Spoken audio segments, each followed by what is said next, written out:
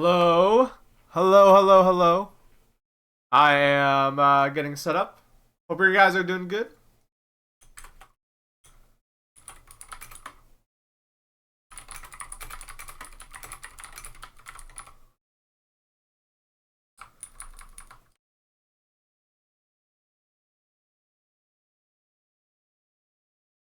Do I have a funny picture for this? I don't celebrate Easter, so I don't have any funny Easter pictures, chat. I don't have any saved on my computer. Well, actually, let me see.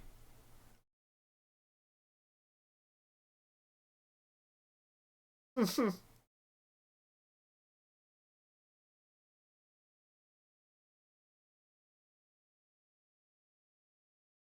I have a picture. I have an Easter picture. Bunny, I have this.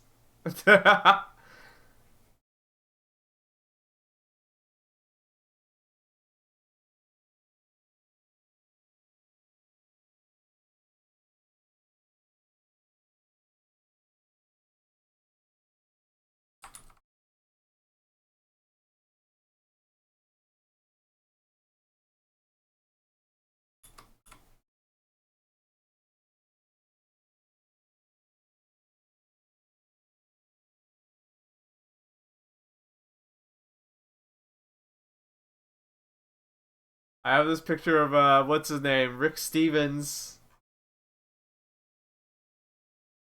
Hold on, I'll show you guys.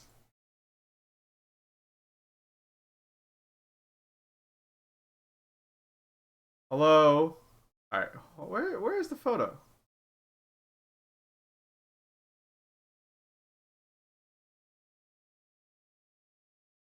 Yeah, look at this. What a pimp.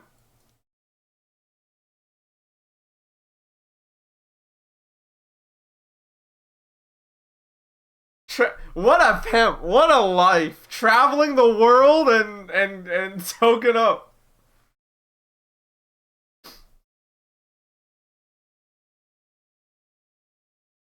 Probably the most sophisticated man in that magazine. Also, how you guys doing today? Welcome. Hope y'all are doing good. Hope y'all are doing great.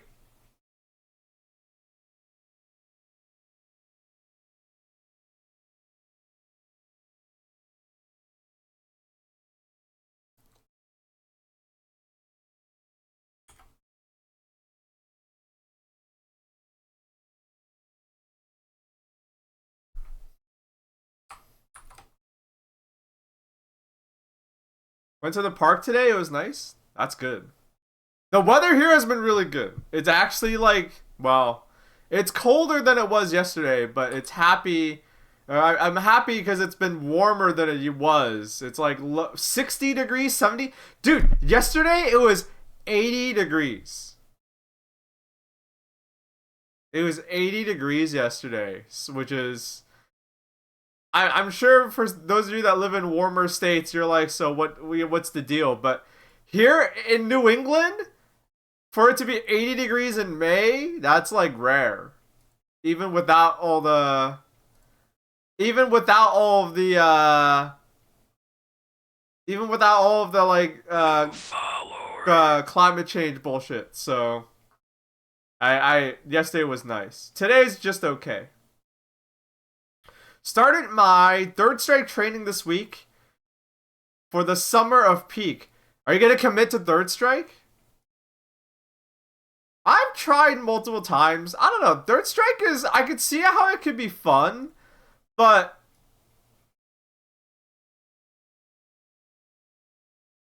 like I don't know. It just like I played a little bit of third strike and I was like, okay, I can see how this is fun, but I don't know. Something about it isn't grabbing me like I wanted to.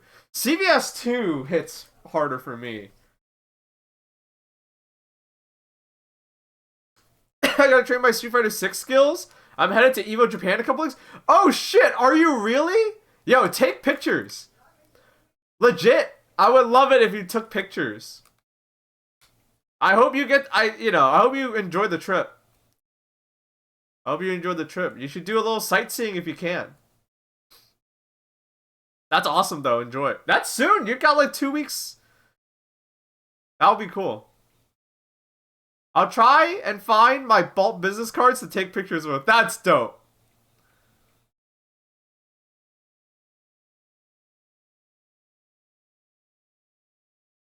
Alright.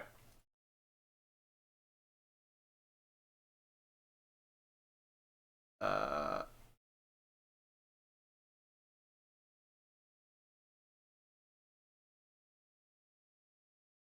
Okay. I think we're all... I think we're mostly all set. Hey, I'm gonna eat a cheese stick. I found out these were like 70 calories each. So I used to buy... Alright, here's the... Okay. It's time... Cut the music! Actually, not cut the music. I'm just gonna lower it. Subscriber. Hey, Mod Frog! Thank you for the first time sub. Much appreciated. Thank you. Shouts out. Much appreciated. Thank you. Alright, here's the... Alright, I'm not gonna turn the music off. I don't know why I did that. I am gonna lower the volume. Do you guys want another 30-year-old adventure story? So I used to so I've been keen on buying these like snack packs. They're like adult Lunchables. All right, I need like a music sting for this because it's become a regular segment where I just talk about my life being 30 years old. I'm not the only 30-year-old either, but I figured I can see the stats. Some of you guys are a lot younger than 30. So, you know, the 30-year-olds in chat can confide with me. The people younger than 30 can watch in horror.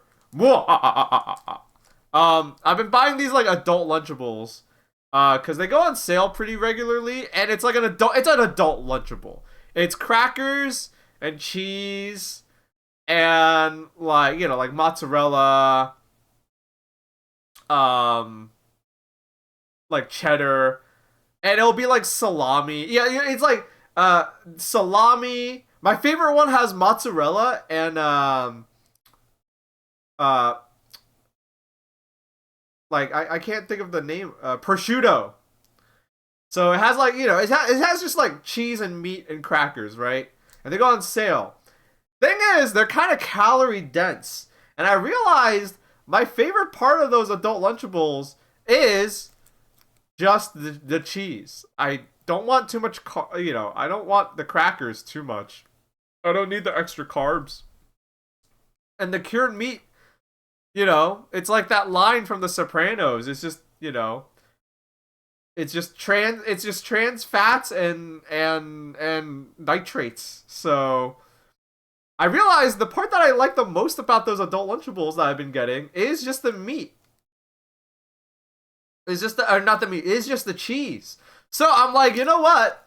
I should just have the cheese, skip the carbs, skip the cured meat that's taking years off my life probably. So each one of these is like 70 calories. So I have like whenever I'm hungry, I just get the cheese. It's like 70 calories. I'm gonna eat 2 of them as my adult treat for the day. And here's the part that makes this makes this story a hashtag 30-year-old win or 30-year-old horror story for those of you who are, I don't know, watching this in 18 being like, that's what I have to look forward to, huh? If you're 18 years old, you might want to shield your ears. This story's about to get real scary. Or if you're 30, real hopeful. I was at the grocery store yesterday, or 2 days ago. Bro. Frigo? Is that the brand's name?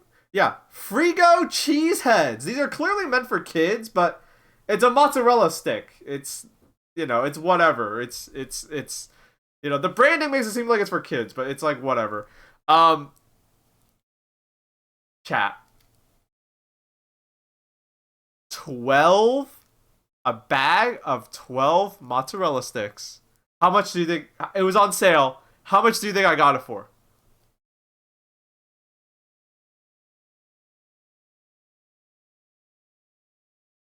How much do you think I got this shit for? $3? No, not 150. That's right. It was like $3. A little less than $3. It was a fucking steal, chat. Now, I actually got a little worried because I was like, I've never bought this brand before. And I was like, I was like, man, these are too cheap. I wonder if there's something sus going on. But they taste the same. They taste pretty good, and I haven't gotten sick yet, so.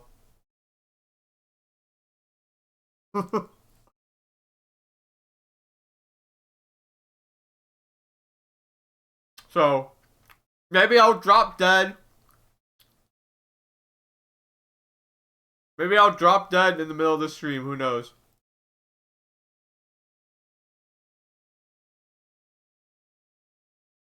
They gave me the what if they what if they cut this with rubber and I'm eating like rubber?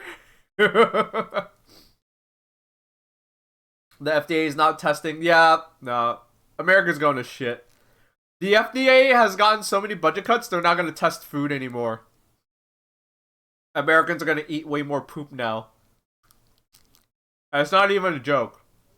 Get ready to eat poop.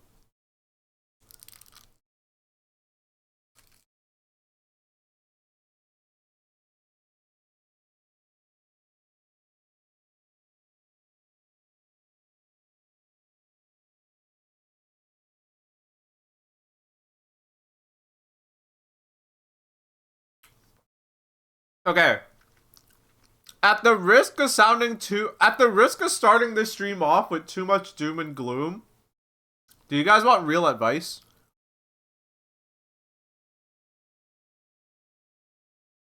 Like, this is legit advice.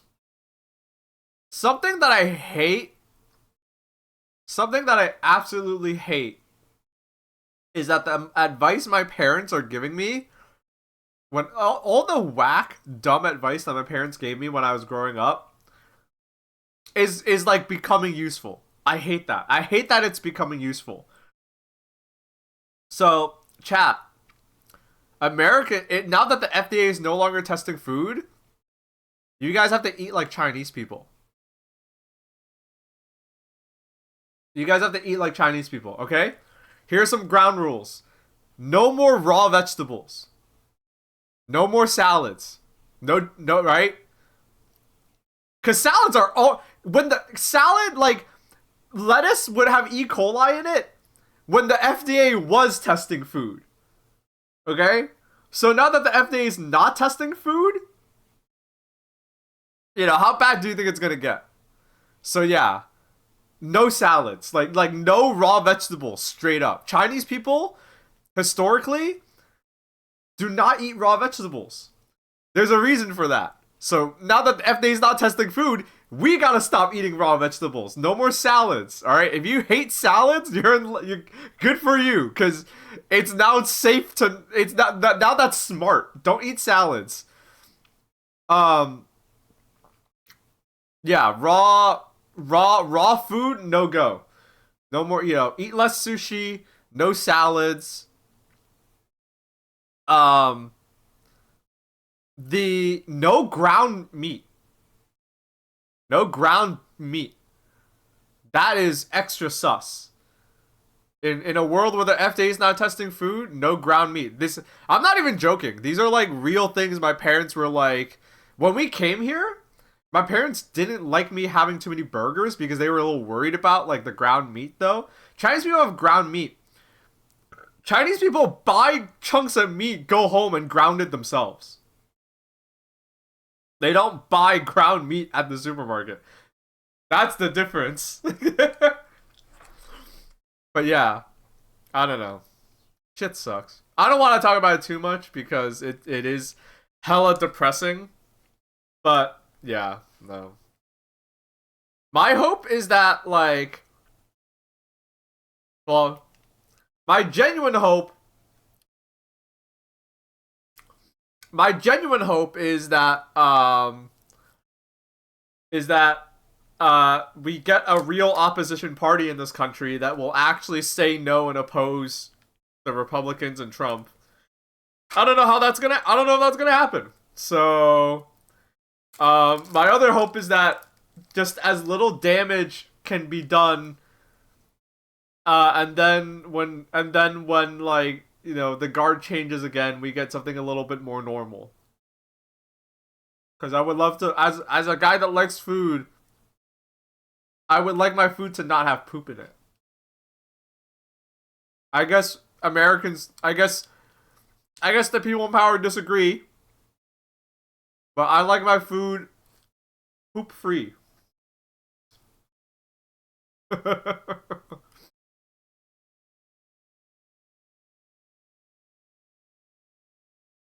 You know what's gonna be weird? Food from You know what that means? Food from Canada and Mexico is gonna be better than food here. Like that, like that's gonna be a sign of quality. Like, ooh, this is from Canada. They don't put poop in it.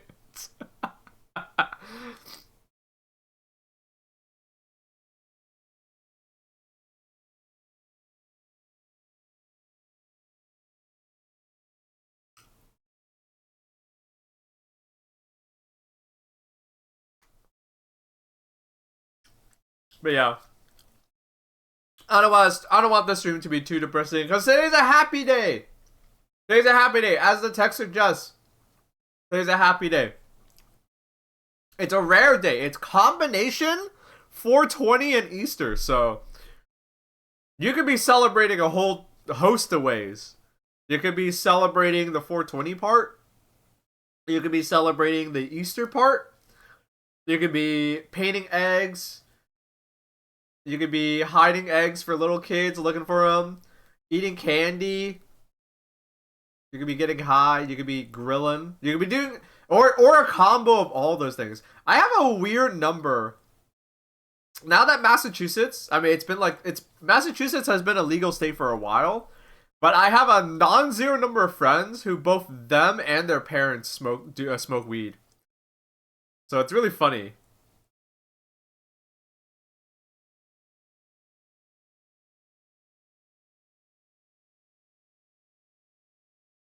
It's also WrestleMania weekend. Dude, WrestleMania is so commercialized.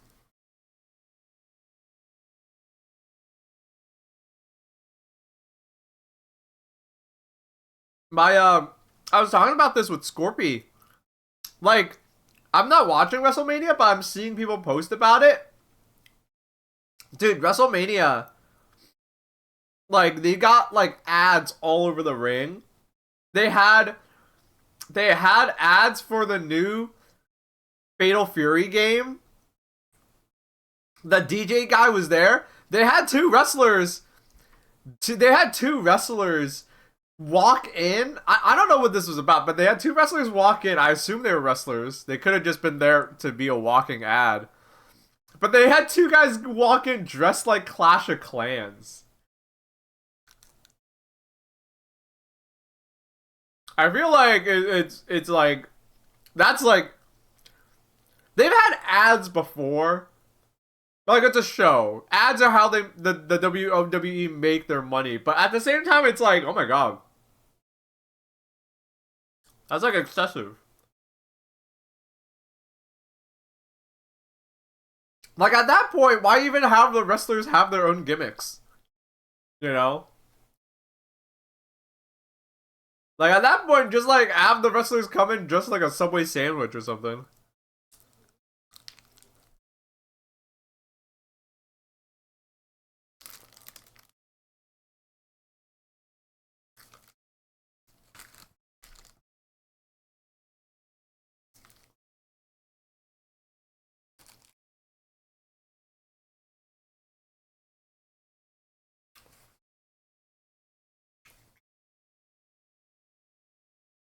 amazing start to the stream. Join that I heard Clash of Clans. Drew Howard. They had Clash of Clans characters at WrestleMania.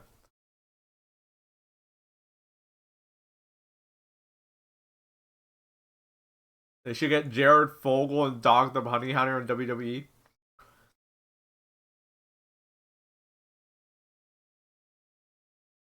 I mean, they might as well. With the kind of people they got. But yeah, no, it's just like super commercialized. I was talking about this with Scorpio. I'm like, imagine getting pinned. Like, you know, you're a wrestler. Imagine getting pinned, and you just see like the words "dude wipes" staring back at you. But then I thought about it. I was like, well, they're probably okay with it because that's how they're getting paid. They know that's how they're getting paid. You know, that's how they're making their money.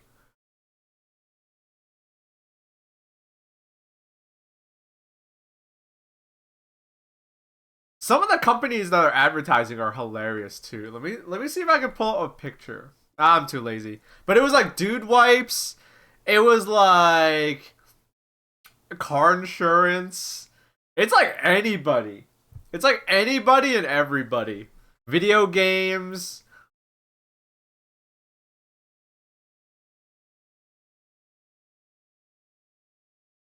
We're hitting like critical mass on we're hitting critical mass on advertising. It's starting to become like just terrible. You guys should advertise on WWE. Oh, hold on. I got engaged this Friday. We'll have Canadian food. What's Canadian food? Canadian food and weed. Want to come to the wedding? Well, first things first. I want to congratulations. I hope you guys. I hope you guys have a wonderful wedding and have a wonderful uh rest of your lives together. That sounds bad. And I don't know why I said it like that. In my mind, that sounds a little backhanded. Trust me, it's not. I hope you guys have a happy, happy, happy life together. I hope the wedding goes off without any hitches and you guys have a wonderful time. What is Canadian food besides poutine? What's Canadian food besides poutine? Hey, oh, for real though, congratulations. I'm happy for you. Thank you that you think I'm cool enough to share, like, legit. Thank you for thinking I'm cool enough that you want to share that with me. Thank you so much. Mostly poutine? Okay. Yeah, there's not that many Canadian foods, huh? Like Canadian specific foods. Oh my god, dude, speaking of Canadian food, you know what pisses me off? I'm still thinking about this. According to Scorpy, there is a chain restaurant that's terrible. It's terrible. It's awful. Let me pull up a photo for you guys. Where did he post it?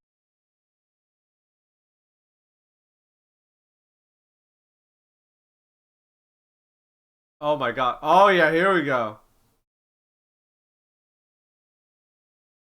How do I...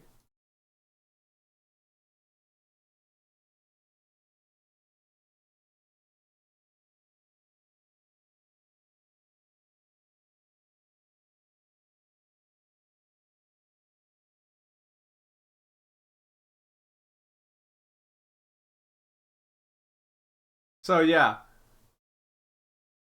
this is the restaurant. This is the restaurant.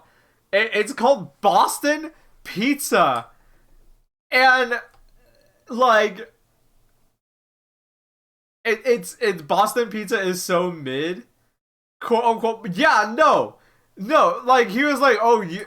Well, number one, it was funny because Scorpio was like, "Oh, you guys, do you have Boston Pizza?" I'm like, "What is Boston Pizza?" No, we don't have Boston Pizza here.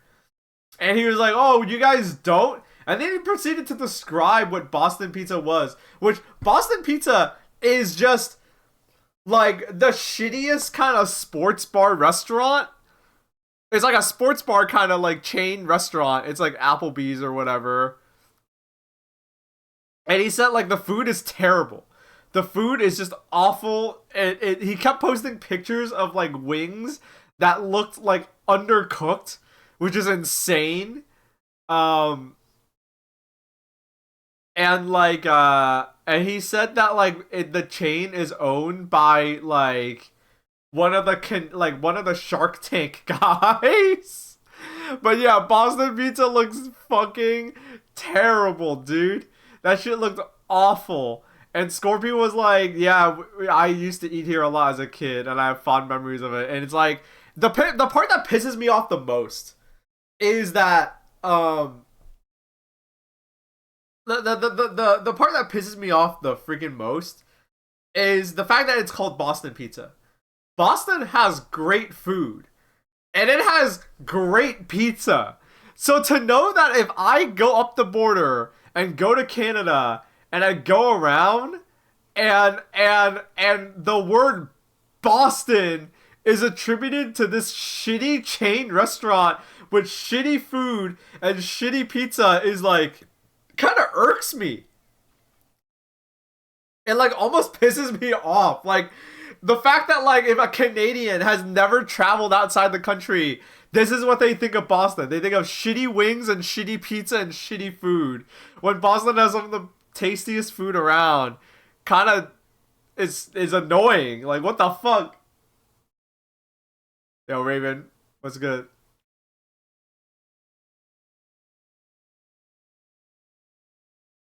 Hope you're having a good day, Raven. But yeah, I'm angry because there's a Canadian chain of restaurants called Boston Pizza. Anywho, I hope you guys are celebrating however you choose to celebrate today.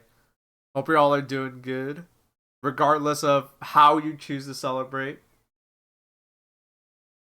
Some people, like I said, some people are like token up with their parents. I've always thought that was weird. My parents don't smoke weed. They don't do anything fun, which, as I get older, is a blessing. But it's a weird blessing in a way. But I don't know. This sounds weird. But I have friends who do that, so they're probably having a real fun Easter with their parents. But I hope you all are having a good day. It is Sunday. I hope you guys have the day off. I hope you guys are having a good time.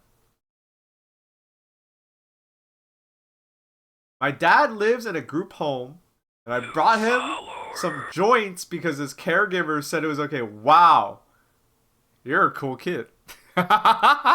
You're a cool kid. Legit. That's dope. I assume you live in a legal state for the caregivers to be like, yeah, that's fine. That's cool. You probably were cooler than every other kid that visits their parents there.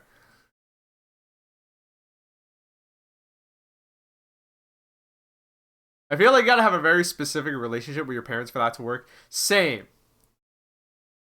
Same. I I don't know, it's just I don't want to do anything with my parents. Let alone get high with them.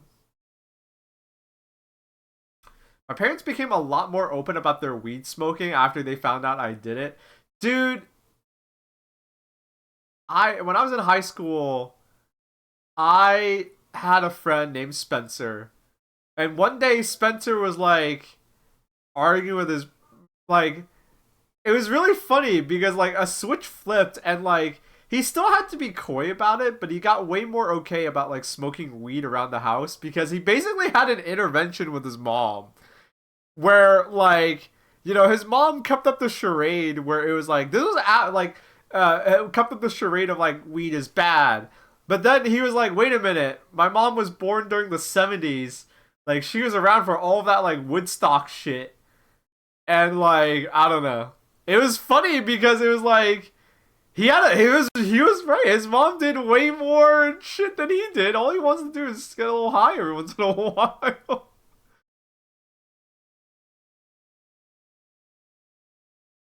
you know?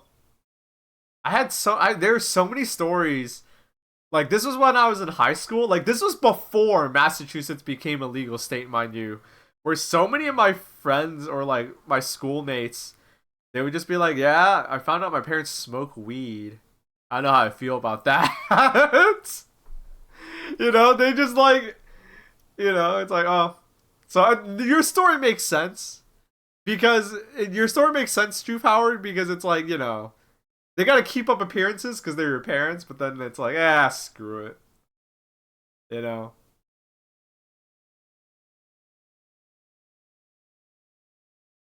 At this point, I would be super surprised if your parents did not. I mean, yeah. All right, I am a little behind schedule, so I'm gonna turn the game on. Thank you for tuning in, guys. Thank you for spending your Easter slash 420 here. I'm gonna play Okami now. Actually, first I have to plug my controller in. We're gonna, after a long delay, we will play Okami today. I do want to try to finish this game on stream because I love this game so much. But things have just gotten in the way.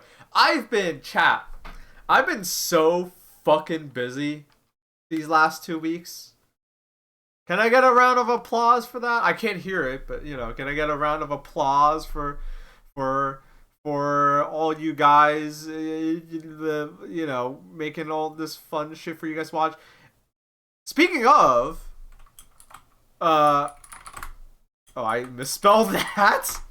Speaking of, we recorded a new podcast episode yesterday. So, podcast episode 65? Yeah, so we recorded a new episode yesterday. I'm going to try to get that. I'm going to work on it tonight. I'm going to try to get that out maybe maybe Monday or Tuesday. So be on the lookout for that. Should be a lot of fun. I hope you guys enjoy that. And that's also a reminder that if you're not caught up with the podcast, to go ahead and listen. I just put a link into my chat of where you can directly download the podcast. You can also listen on Spotify, iTunes, Google Podcasts, all those places where you can get podcasts at. But yeah, we recorded this one. This episode was a really interesting one. Trog, not to spoil anything. I won't spoil too much. But both Trog and Gerb were out sick. So we got Scorpy, and we showed Scorpy the we got Scorpy to fill in, and why isn't it? Okay, it is working. We got Scorpy to fill in, and we basically spent the majority of the podcast lecturing him on different topics. These were topics. This I won't spoil. It was a topic that Scorpy didn't know about, and we basically just like told him about it. You'll have to listen to figure out what we told him about. But it's a really interesting topic. It's recent too. For those of you that might be able, for those of you that might be able to guess what it is.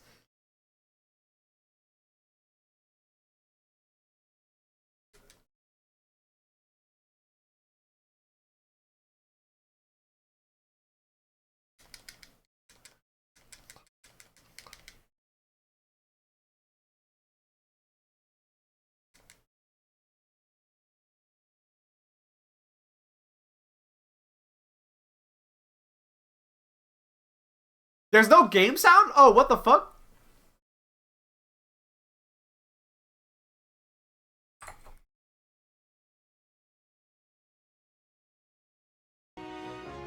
Okay, there you go. Sorry about that, chat.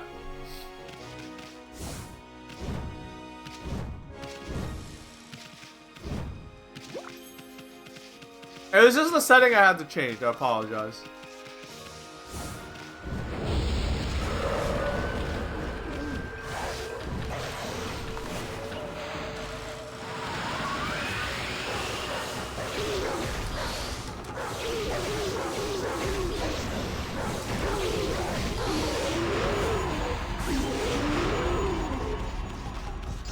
It's the dog from Marvel vs. Capcom 3. That's true. But yeah, no, it's a topic that it is recent. I don't think anyone in chat has said what it is yet. So when I say recent, I mean like it was one of those things where it's like it showed up like literally the day before like it popped up on Twitter like a day before we started recording, and we were talking about how crazy it was. It's a very specific topic though. I don't know if you guys are gonna be able to guess it.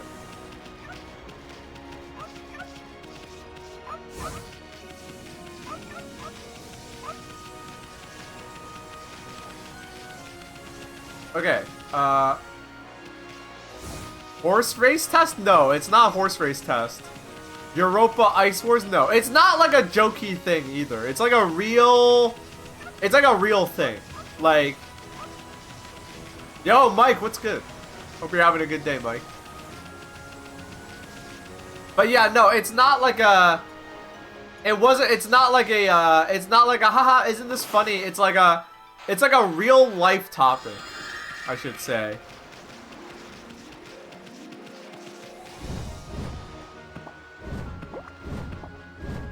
Mike, I hope you're doing good. I hope you're resting up.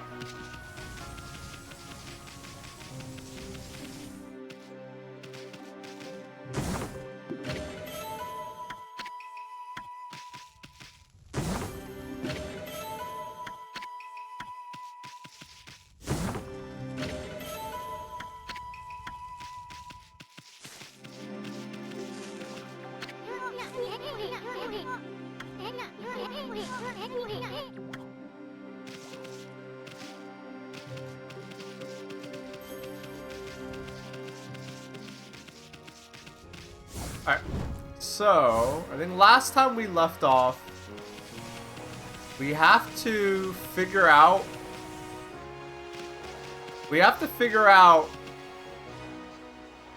where we have to go into the world. Yeah, I can't talk. We have to find a whirlpool.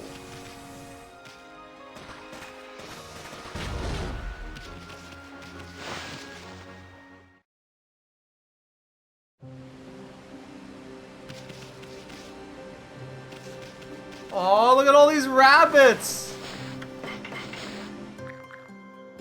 Oh, I missed this part of the game.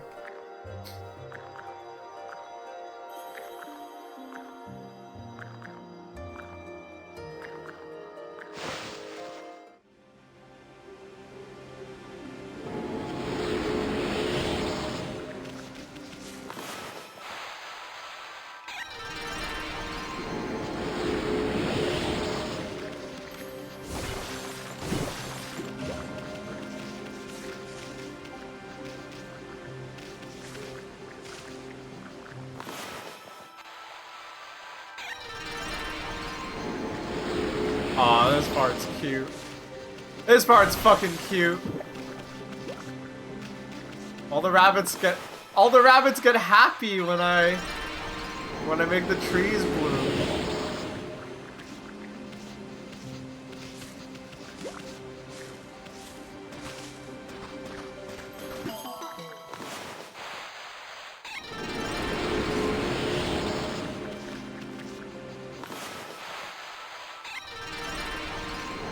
Today is good. Yeah, I hope you're all having a good day.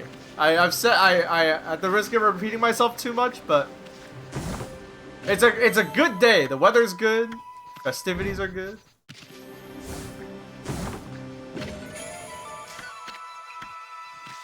But yeah, it's like I said. I'm not gonna spoil anything. If you guys want to know what we talked about, you'll just have to listen to the podcast. It is a really fun topic, though. It's one of those things where, like, all I'll say is it's one of those things where real life is stranger than fiction. And that's all I'm gonna say about it. At the risk of,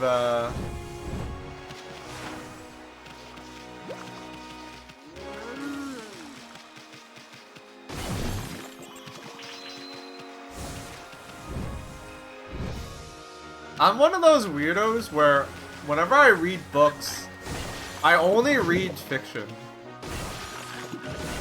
Not because I'm like a soulless, joyless motherfucker. It's more like, I don't know. When it comes to books, like I like reading nonfiction because I like reading about like weird shit that happens in real life.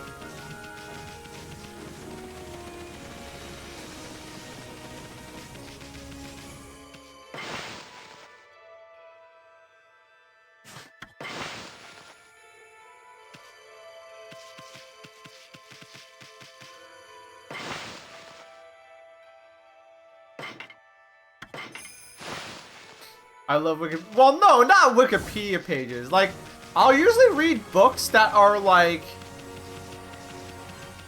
non-fiction, but like still structured in a way where it's like, you know, it's not like a story, but it's like, I don't know how to describe it. Like, what kind of book? Like, is there a specific name for the kind of book where it's like, it's non-fiction, but it's also like kind of like a story? I don't know how to say it. I like those kinds of books. I'm showing how dumb I am right now. I like those kinds of books. Biographies? No, because they're not biographies either. Like, it has definitely become like a genre of book where it's like about like events in history.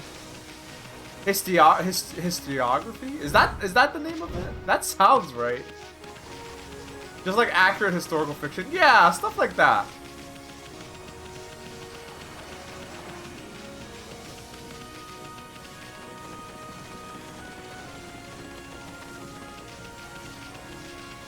Like reports? No, it's not reports. I read this book a while ago. This was years ago.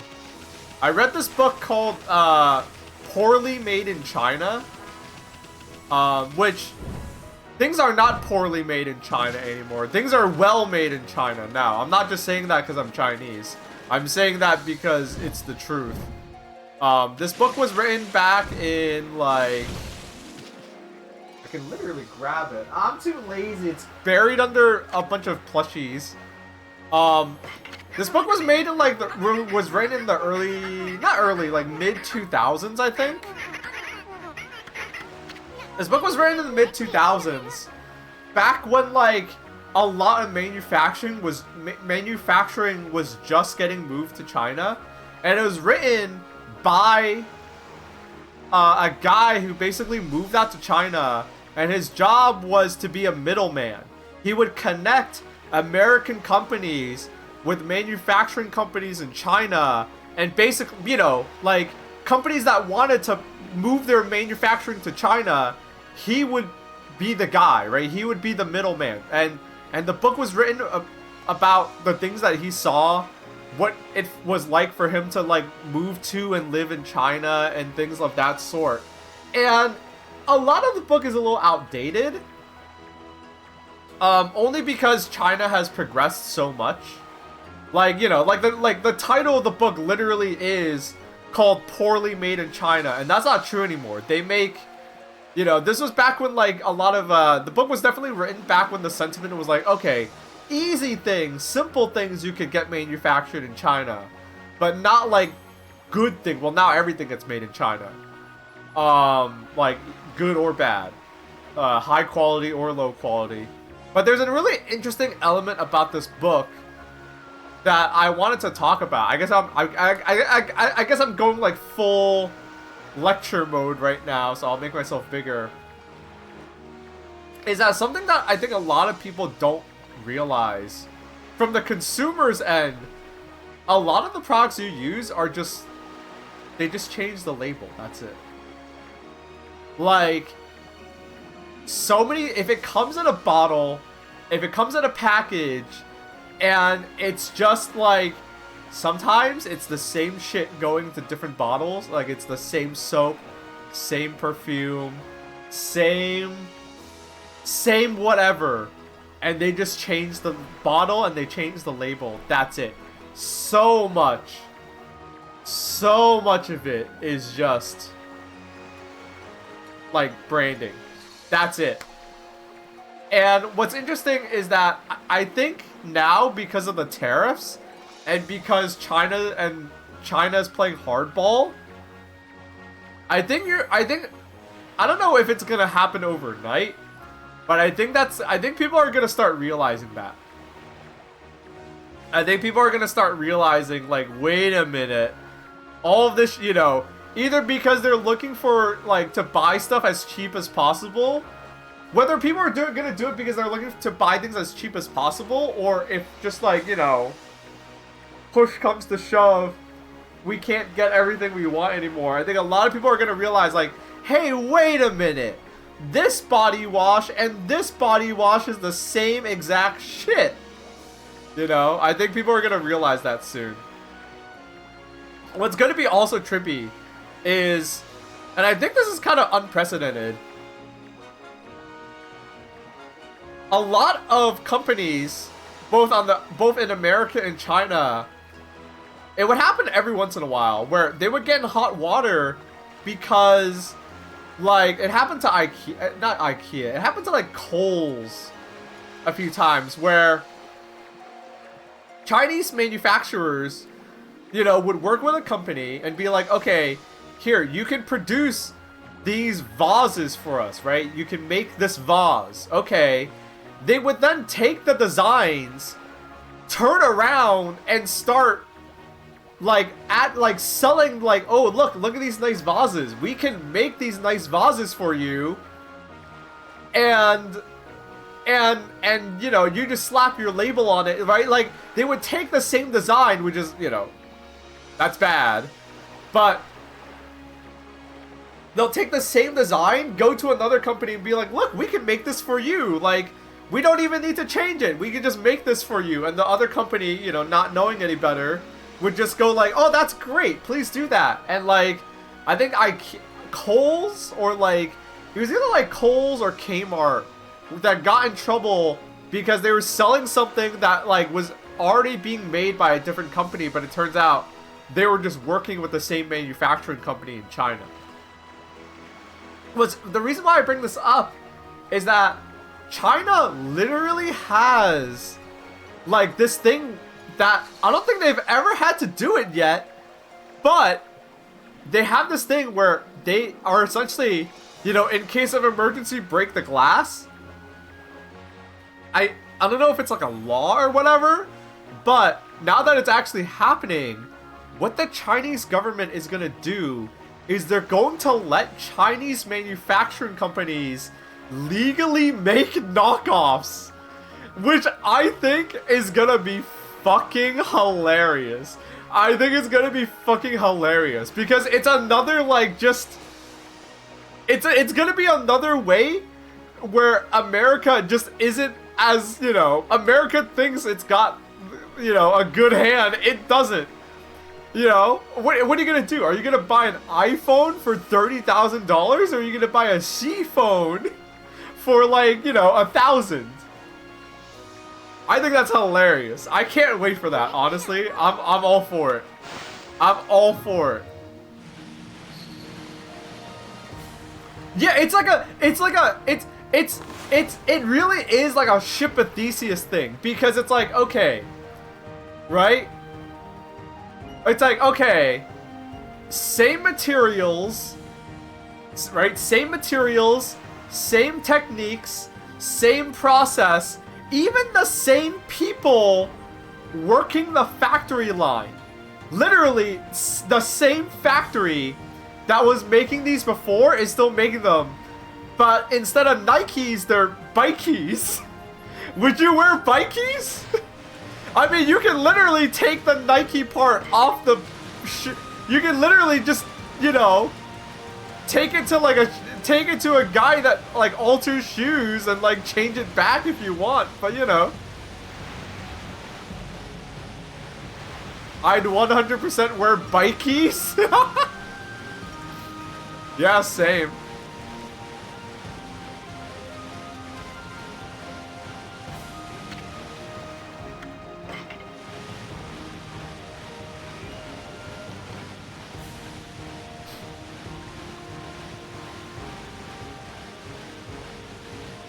But yeah, it'll be Qi phones and bike keys. What else?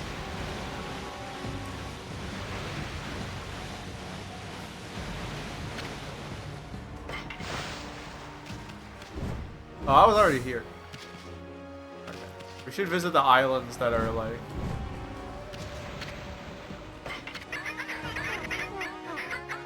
Balenciaga?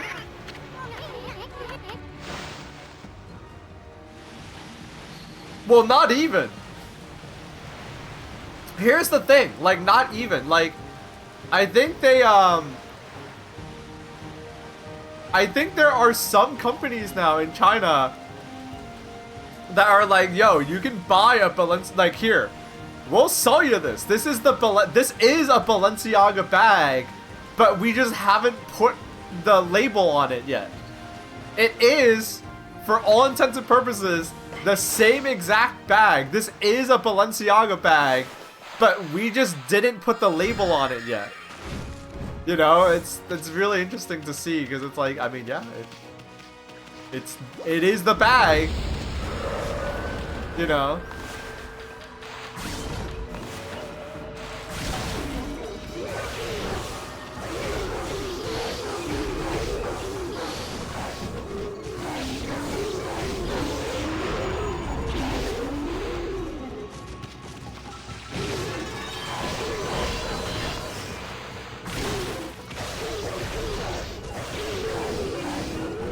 So, like, I joke, but the knockoffs might not even be like...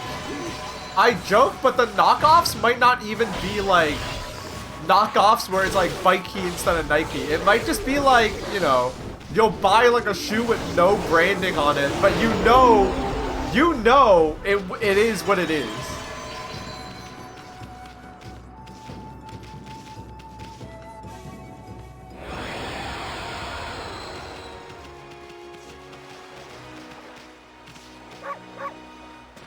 I feel like people sometimes assume that made in America items have to be high quality, but that's just not true. Yeah, it doesn't mean anything. Made in America just means that, like... The other thing about Made in America that's really silly to me is that, like... Okay, it says Made in America. The parts came from China still. They just put it together here. Oh, I forgot about this. Yeah, you can redo boss fights. They're like... This is a redo of a previous boss fight.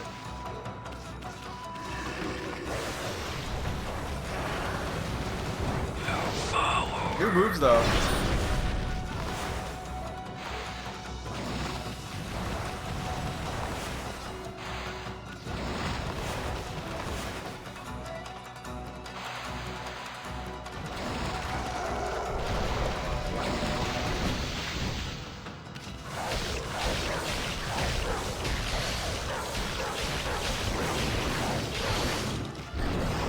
Oh, I didn't dodge. No!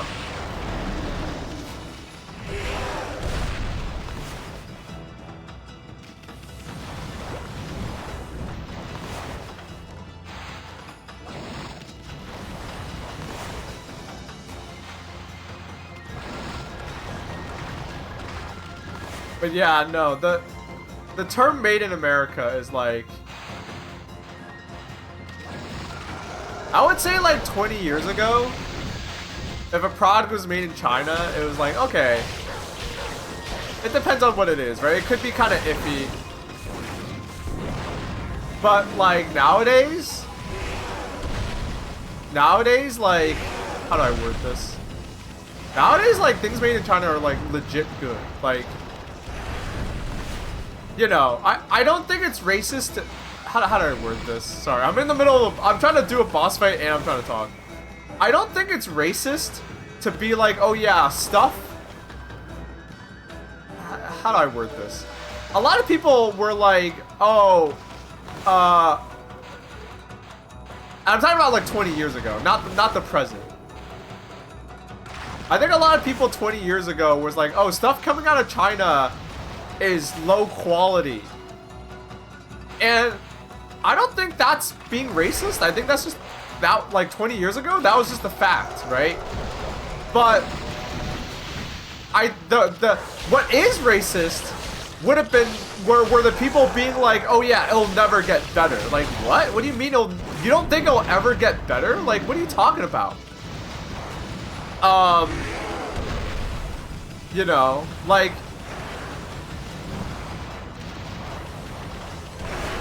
and lo and behold, 20 years have passed, and now it's like, yeah, like I said, like they are making, like, they make designer bags. Like everything gets made in China. Everything is super high quality, you know. Does that make sense? Oh no, I wasted my time.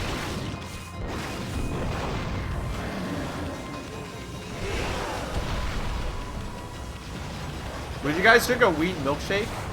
No, that sounds gross. Well, okay. Is it a milkshake with THC in it? Like, is it an edible kind of thing? Or weed milkshake?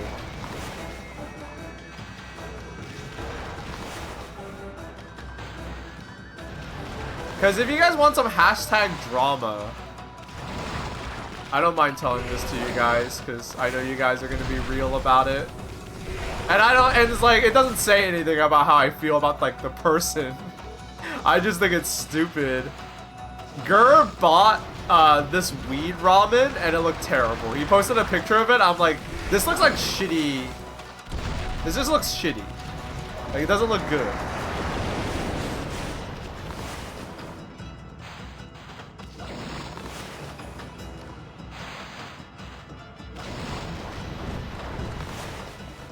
You know, I still want my food to taste good. This just looks like it sucks.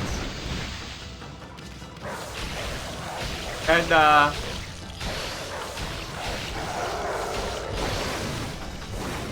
I don't want to be too harsh on my friend, because Gur is my friend, and I'm not actually, you know, I'm not actually gonna make fun of him for any of this shit. Oh fuck!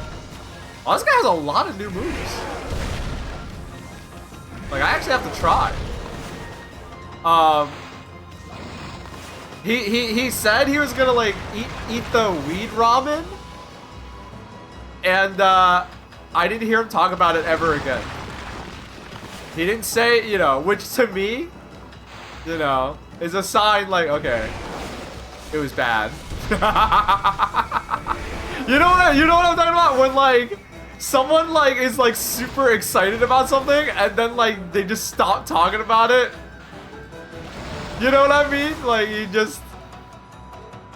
It's like, huh, you were so excited about this a while ago. What happened, bro? So, I'm not gonna... this stays on the stream. I'm not gonna make fun of him for it, but... Oh my god.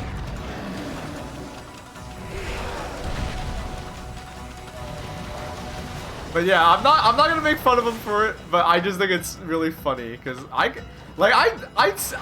you know, I'm a very honest person. He posted that, and I was like, I remember distinctly telling him, like, hey, this looks like it sucks.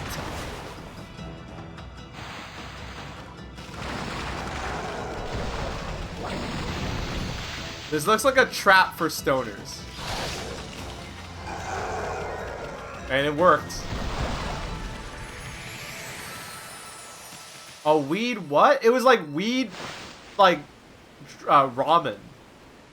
It was like, you know, it was like a packet of ramen that had weed in it. Again, I'm not gonna make fun of him for it, but I think it is funny how, like, it is just really funny how he was like, oh guys, I'm about to eat the weed ramen. And then, like, radio silence after that. Radio silence. Like, no bragging, no being like, wow, it got me so high. Like, nothing. I think that's really telling. Oh, did the orca go away? Cause fucking, or was it just on the other side? Oh no, it's here.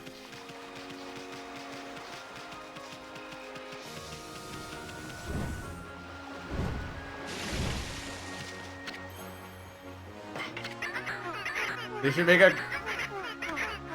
They should make a Delta 8 craft cheese single. I give it 10 years. Someone's probably already working on that.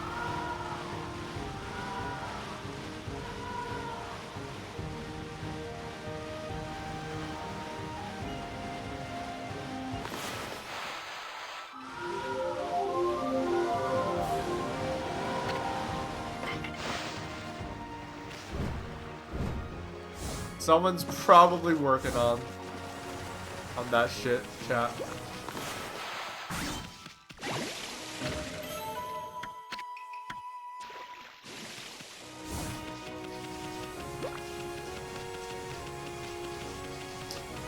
So, right now in the game, I am looking for... I have to go visit the mermaid palace or whatever. But I need to find a whirlpool first, which... I can't find it. I've been to all these islands already.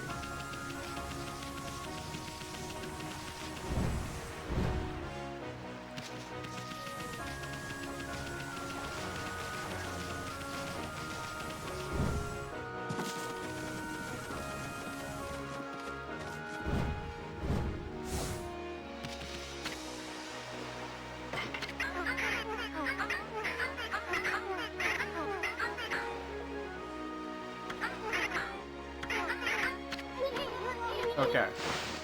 So yeah, we have to find the whirlpool, which... I mean, let's go look for it.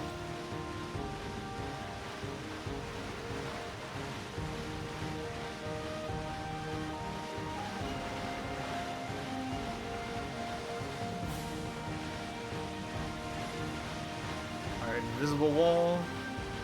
I don't remember it being, like, pressed all the way up against this... but we gotta be thorough, I guess. But yeah. Why did we start talking about this? I don't remember. The goal isn't to make fun of my friend Master Group. I'm not trying to do that. But I will admit, he set himself up for it by getting tricked into buying ramen that he thought would get him high.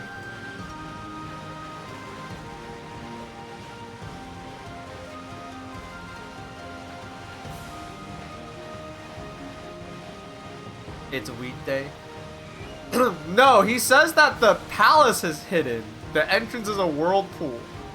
And we have to find it.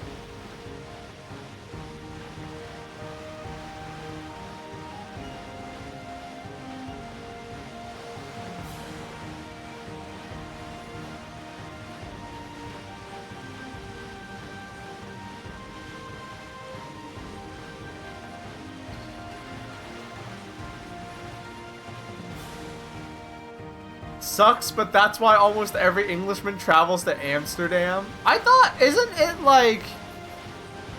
Wasn't Amsterdam trying to like curb that? Like it annoyed the government too much? So they started like putting restrictions on it? I guess it makes so much... I guess it makes them so much money that like they look the other way. It's like we have these annoying tourists that come for the weed.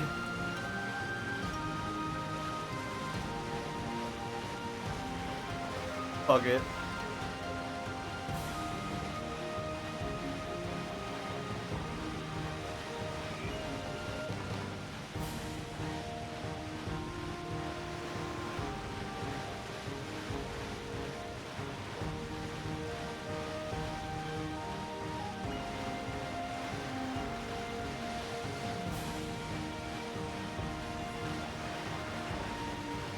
Yeah, I think it was because of all the bachelor parties that caused trouble by getting really drunk.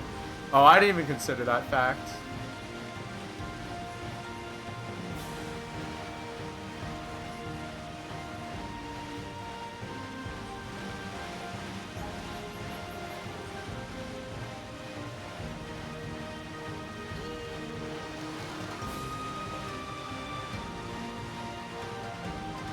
Damn, I can't find this shit. There has to be something we're missing, though. There's no way we're actually stuck.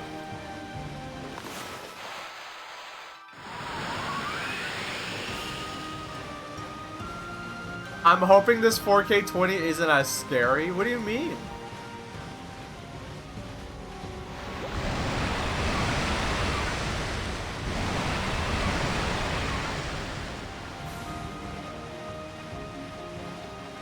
Why would it be scary?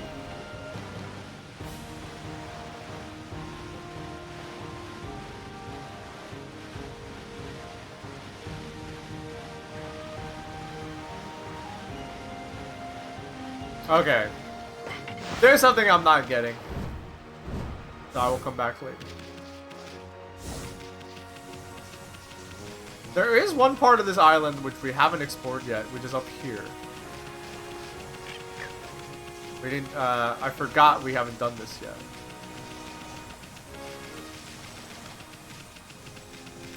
Yeah, it's over there.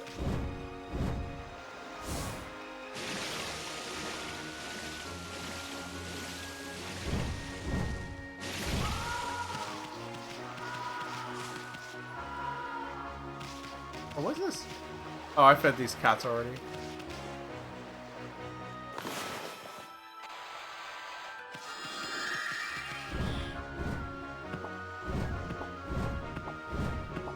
Mario isn't scary, grow up. But then wait, I have forgotten. What does the 4K20 streams have to do with Mario? Oh, I guess the video.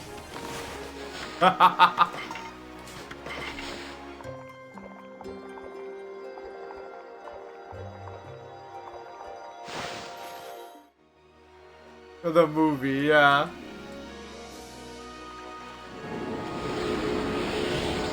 He gets hot. Yeah, that's the scariest part. Alright, we can upgrade one of these. Do I want to upgrade something though? I think I'm good. I want to save up for more ink.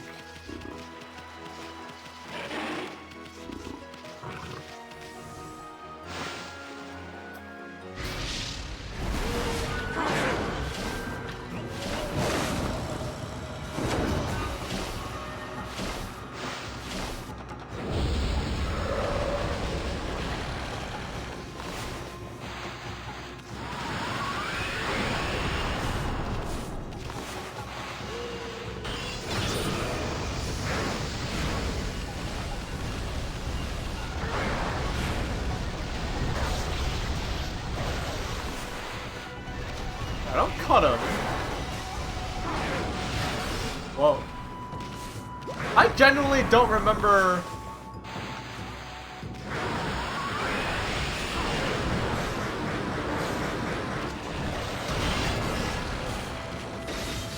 Oh shit! That's a cool enemy! I genuinely forgot how you fight this guy.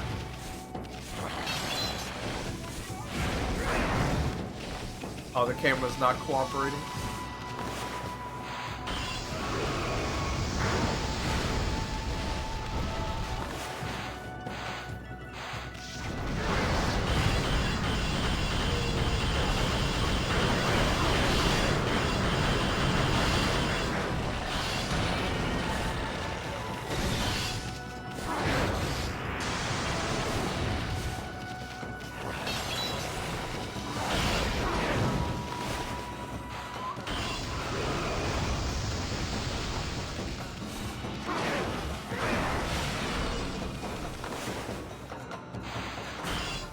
I genuinely don't, yeah,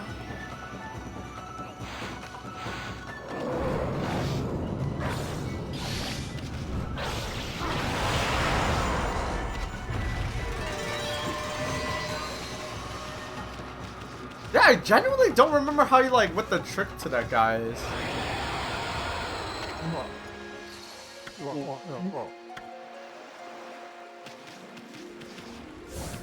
I don't know if I was just supposed to, like, hit him. Or if there was, like, a way to, like, make him more vulnerable. Okami 2 is gonna be a Switch 2 thing, right? Probably. But Capcom isn't like, it won't be exclusive to the Switch 2. It definitely won't be an exclusive. Capcom, like, if you haven't noticed, Capcom isn't about that anymore. I think the last thing they really had that was like that had like any sort of amount of, like, for context, chat, for the longest time, the only things that were like exclusive that Capcom had for the longest time was the Monster Hunter series. It used to be that they would take turns. Sony would get a Monster Hunter game, and it would be console exclusive for a few months, and then would come out on PC. This happened with World. And then Monster Hunter Rise had the same deal before Nintendo on the Switch. If you note, Monster Hunter Wilds came out on PlayStation and PC at the same time. So it's over. That's over. I think Capcom understands, you know, I think they've understood for a while now, like, they make more money when their game is sold everywhere that it can be. And I think they're probably out of all the, you know, I'm sure Nintendo's gonna fight tooth and nail to have Okami 2 on the Switch too. It's probably not gonna be an exclusive. And it won't be a timed exclusive either.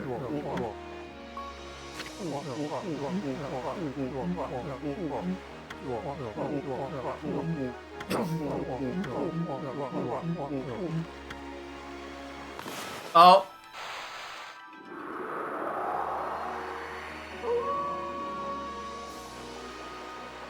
RE Engine Okami excites me.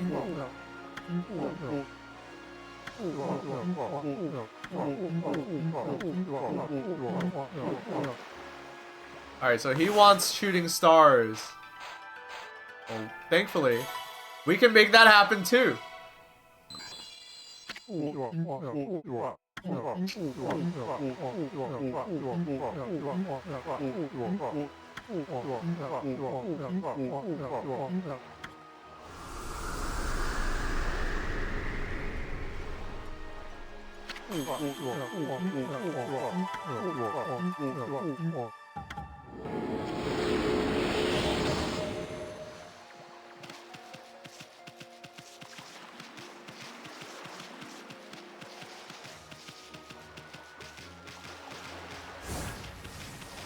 I knew I should have turned around. There's a little thing here. I missed it.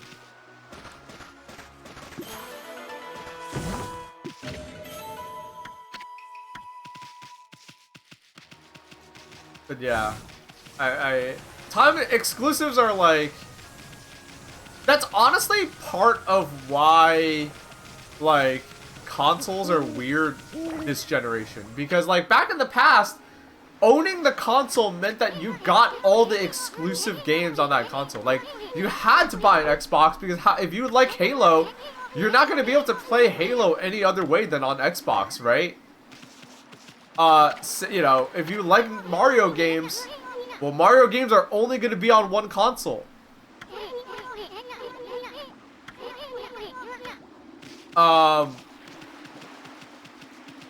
now it kind of like, Nintendo really is the only holdout, right? Right? Nintendo's the only holdout, for that shit. The other systems, like, it's like, owning a PS5 is like, you know, it doesn't mean as much as it used to. Same for Xbox.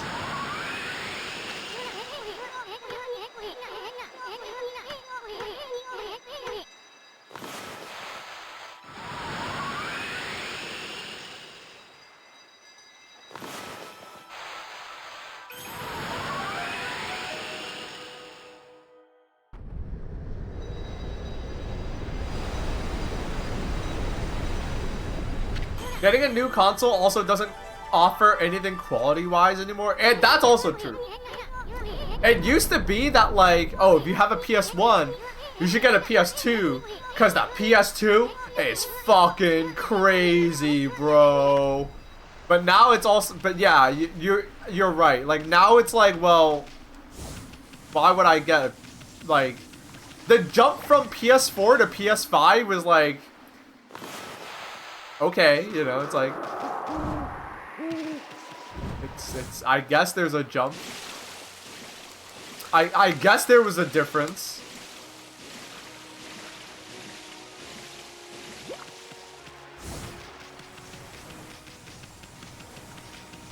People are saying that there is a jump in quality between the Switch and the Switch 2.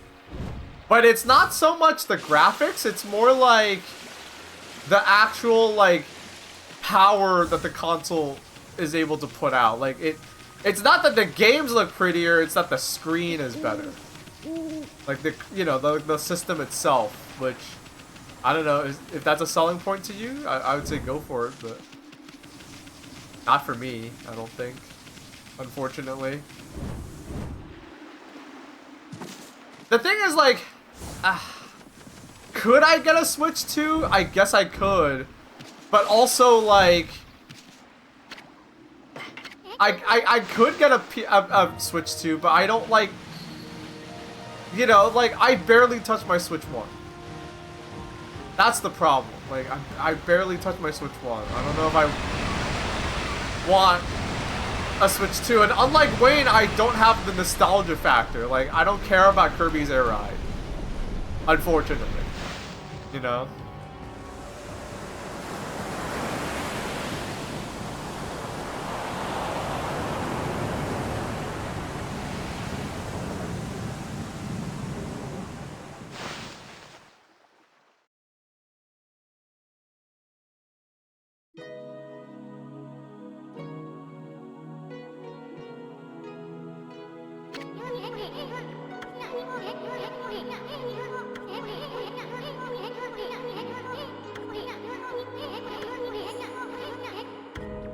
Okay, so we finally made it.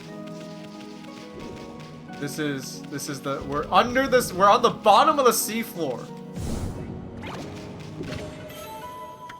What about RTVS Mario Kart?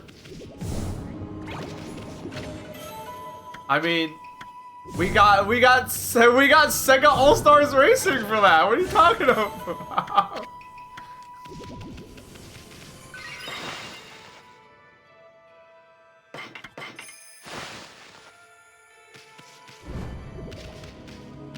But yeah, we're on the bottom of the seafloor now.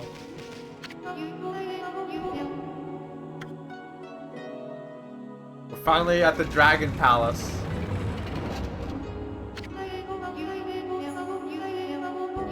I hope the new one keeps the spirit. I hope it has dumb guest characters.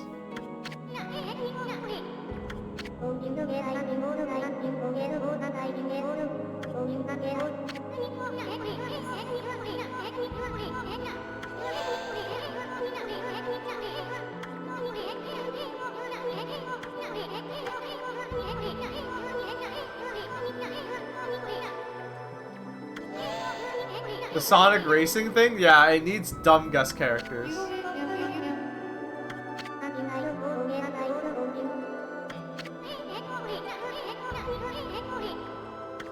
No guest characters, only guest stages? That would be a big mistake. I want the guy from Yogg's cast. They should do a Super Smash Brothers and have an everyone is back thing. Danica Patrick is an alt-right conspiracy nut now? I'm not surprised.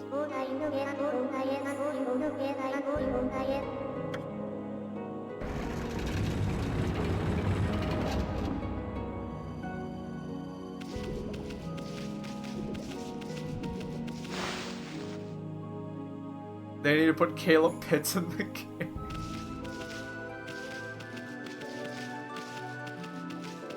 Yeah, where's the New York comedy cool kid scene?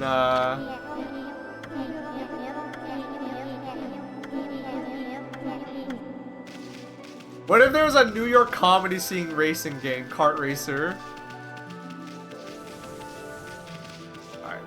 They don't want you straying too far away from the beaten path for this part, so... Ooh! Spoke too soon.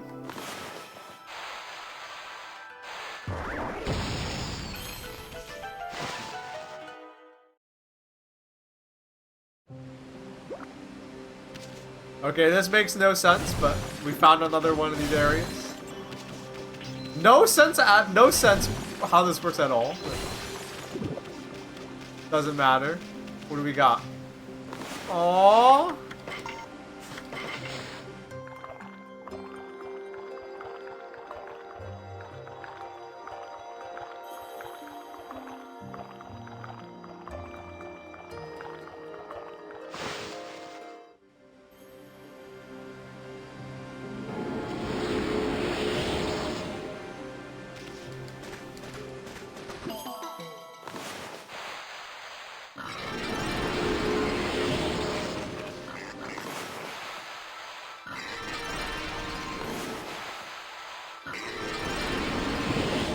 Behold.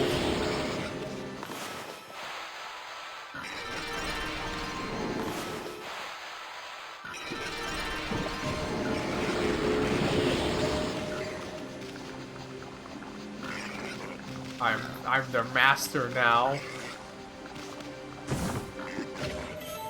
The new Sega racing game should have Jake from State Farm. That would be so shitty. That would be legitimately so shitty. But also really funny if they did that. Hey, I'm gonna be right back. I need some water. I'll be right back.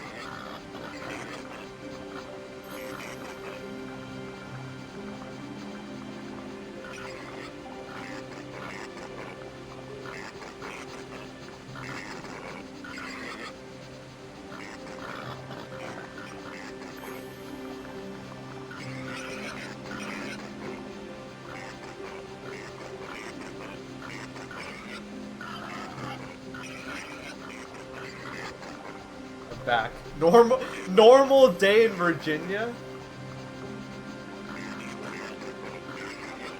Have you guys eaten wild boar? I kind of want to try it. I bet it tastes good. I bet it tastes good. I bet it tastes great. I'm not like a hunter kind of guy, but I just like eating animals, you know? You know, I've never gone hunting before. I've gone fishing before, but I'm Chinese, so I just like have a fascination with eating animals.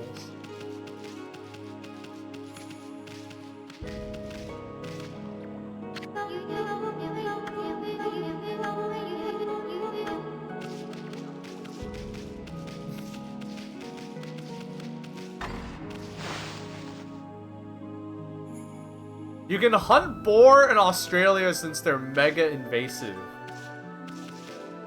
What isn't invasive in Australia? I feel like every animal in Australia, like, people eat it.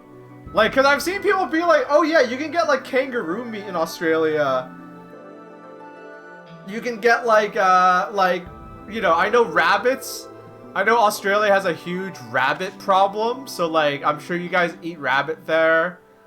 I've seen people say that, yeah, there's like a huge, like, boars, pigs are a problem. Like wild boars are a problem in Australia, so you guys probably hunt and eat those. Cockatiels probably taste a little good.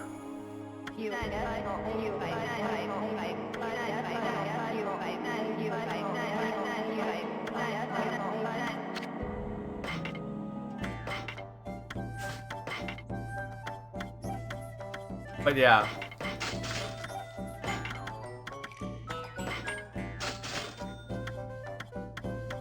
Saw anything cool? You don't really saw anything cool. I don't think anyone eats koalas.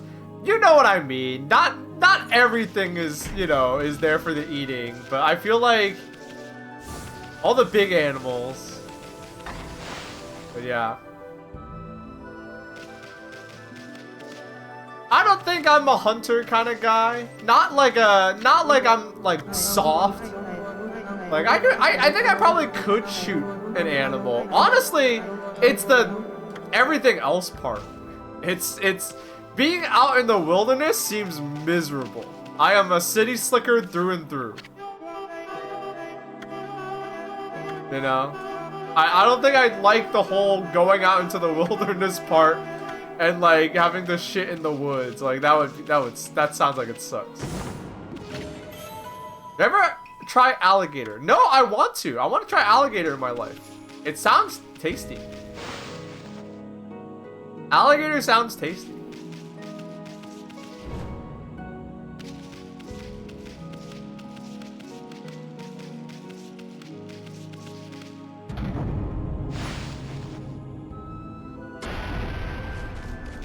But I don't have to go to Australia for that. There are places that will serve alligator here in America. Don't koalas have a lot of STDs? Probably. I know they have chlamydia. They carry chlamydia. They all have chlamydia. That's funny. Why? Why do they all have chlamydia?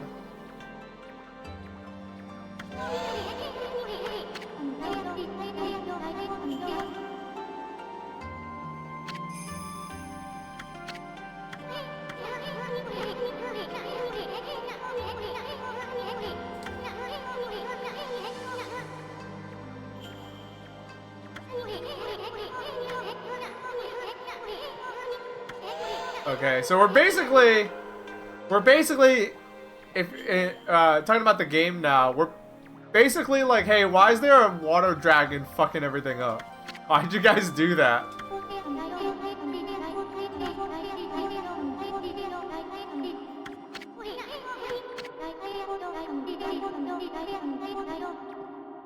And they're saying that the water dragon is their guardian and deity.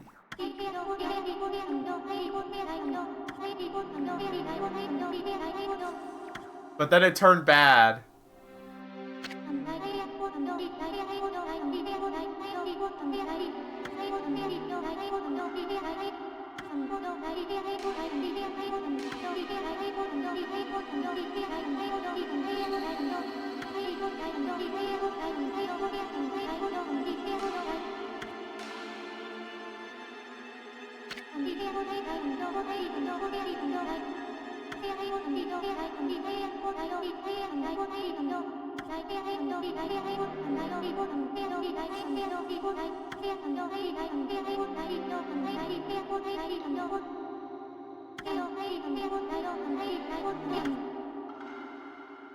So they infected the water dragon with a rage virus.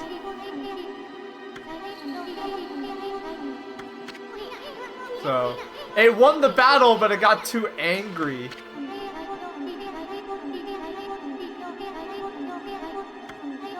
That shit, yeah, it got rabies.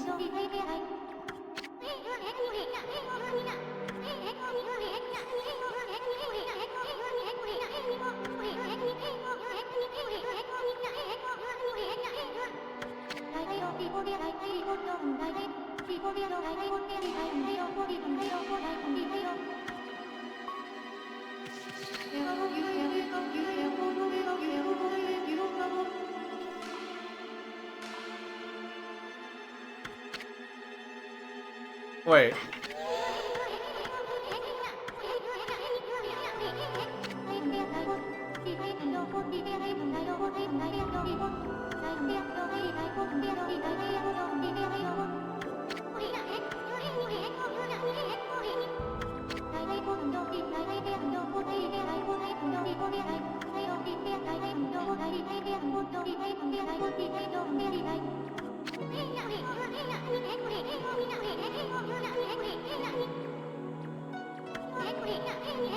So, yeah, all of this is in service of trying to get to the evil island.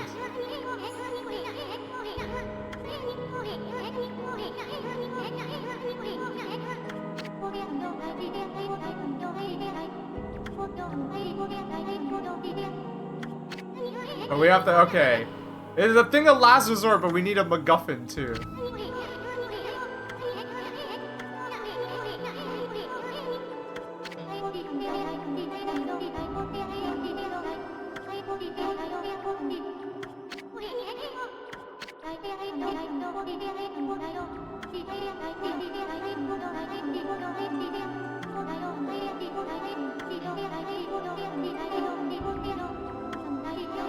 Alright, we have to go inside the water dragon and get the ball. Get an orb.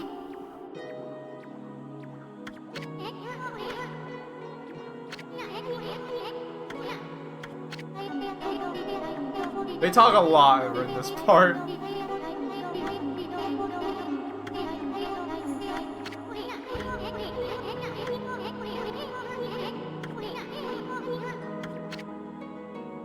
Yeah, we'll do it.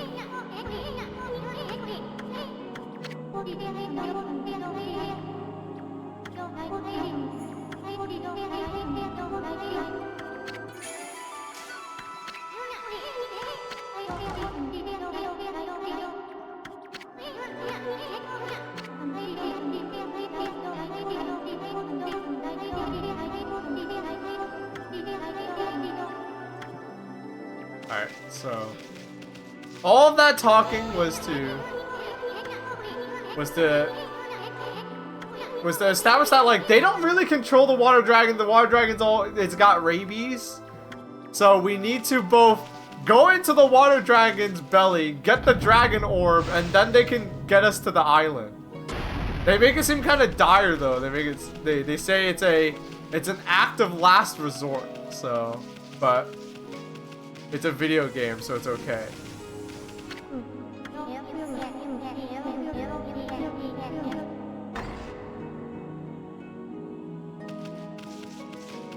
The water dragon ate a spicy pepper. The last really spicy thing I ate was deboki. I've been eating more of that stuff. That stuff is good.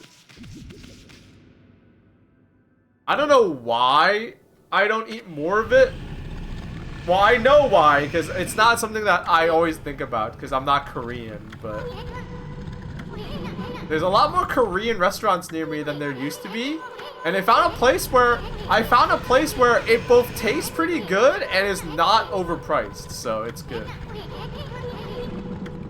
It's a lot of carbs though. Korean people go too hard on the carbs. Like, I would like it if it had less of the rice cakes and more like fish cakes and maybe mushrooms. But I'm not Korean, so I don't really know how to make it myself. I know it's not that hard, but it's like a lot of like very specific ingredients.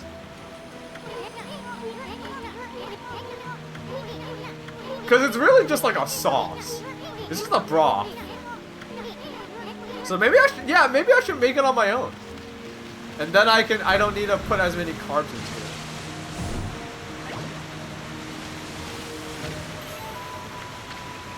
Korean fish cakes go hard. I love fish cakes in general. They're all good.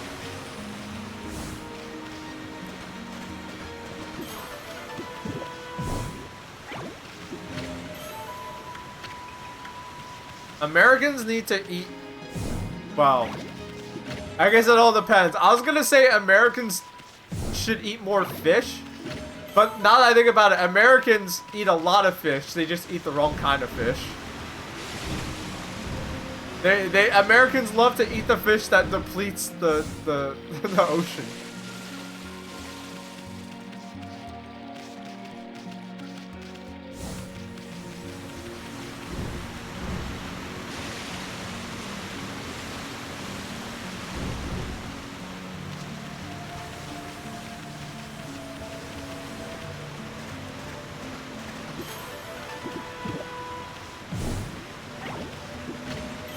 Catfish is a big one. Chinese people eat catfish too, but I don't like it. I'm not a big fan.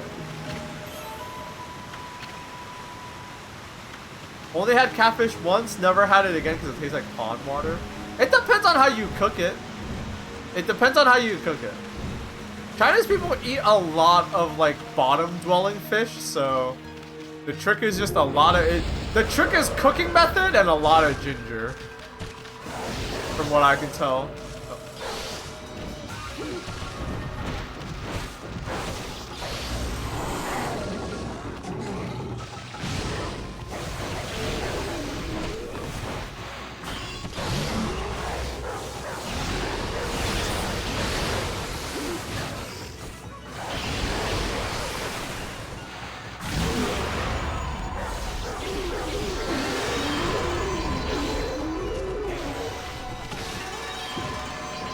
I had fish and chips made from...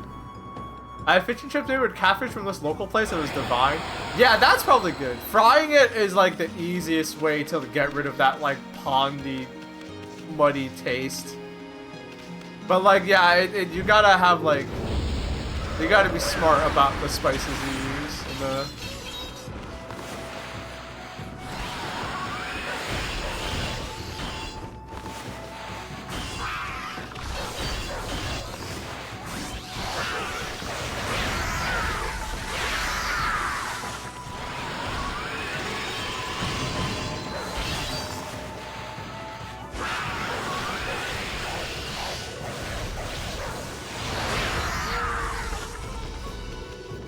Frying food is basically cheating. I agree. Fried food is good. Probably too good. Fried fish I agree. It is cheating.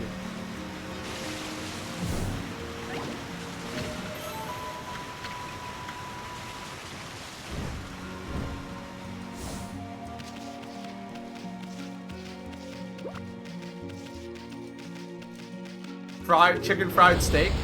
Dude, those of you that live in the South where you have regular access to chicken fried steak, don't take it for granted. Whenever I go down south, it's like, it is always something I like. It is one of the first things I get off the plane. And you're like, oh, and you're probably thinking like, oh, it's just chicken fried steak. It's just, you know, a piece of meat, you know, with like that's fried with gravy. That's not that crazy. You're right. It's not that crazy, but it's like we don't have it here. Do not take it for granted. Like there are diners here, but I can't, like, if I go to a diner here, they won't have it, you know.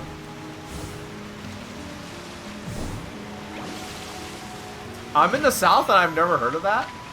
Really? I guess you gotta keep going further down south. Do you guys not even have Cracker Barrel? We have Cracker Barrel, but I don't know if they would have that here at Cracker Barrel. The food at Cracker Barrel is even sadder than that.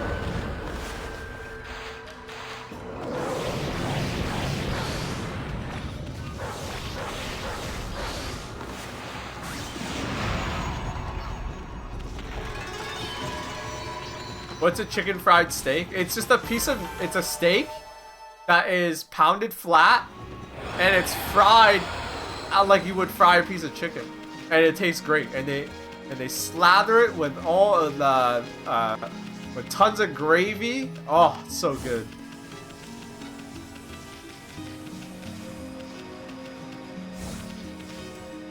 And for whatever reason, we don't do it here. We don't do it up north.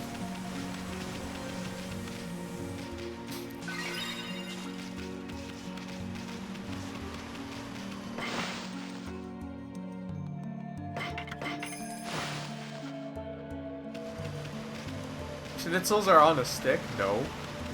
Schnitzel is it is like pounded flat and fried. There's nothing too special about it. Well, aside from it tasting good.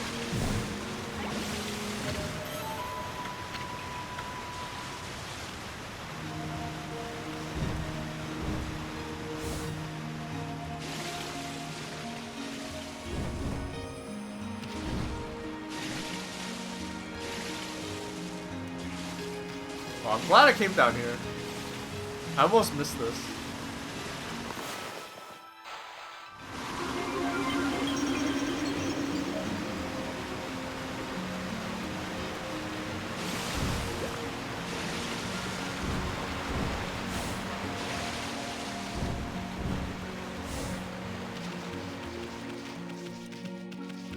But yeah, no, don't. If you live in a part of the U.S. that has chicken fried steak, and you don't think it's special, I disagree. Please do not take it.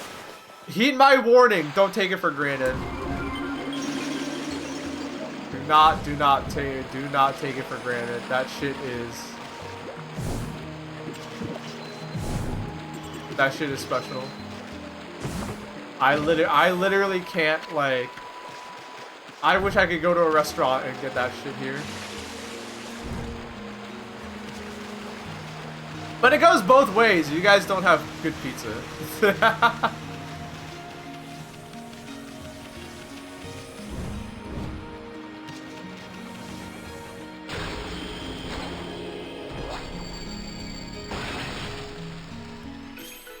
Do you like biscuits and gravy? Yeah, biscuits and gravy I like.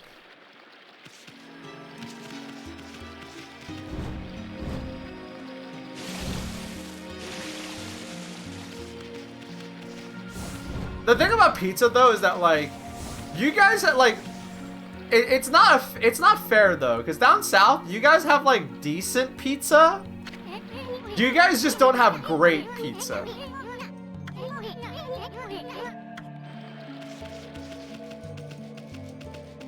There it is.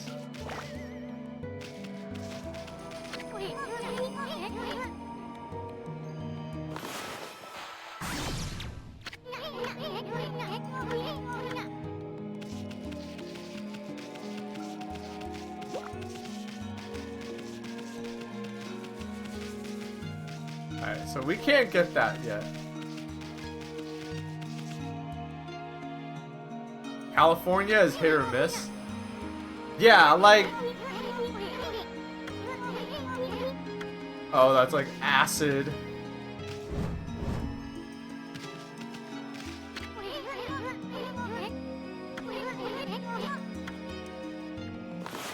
We could cut it.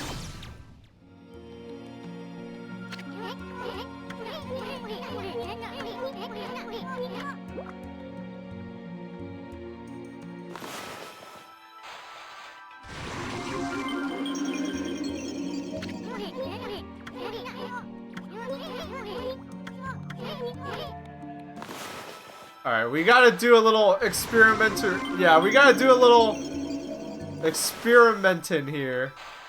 A little.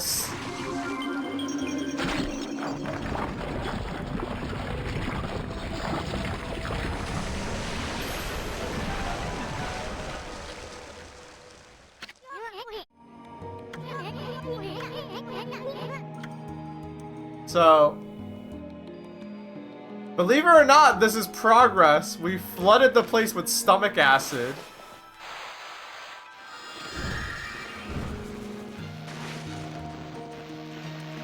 This will hurt us if we go in, but thankfully we can kind of sail along on this, on a lily pad, and we'll be okay. It doesn't dissolve lily pads, thankfully.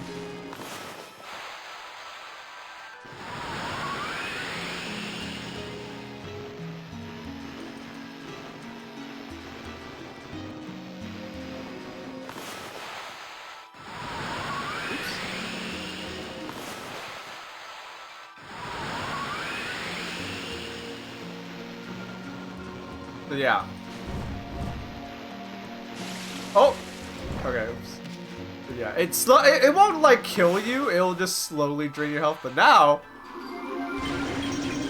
we can do this. We can kind of dissolve the tissue with the acid.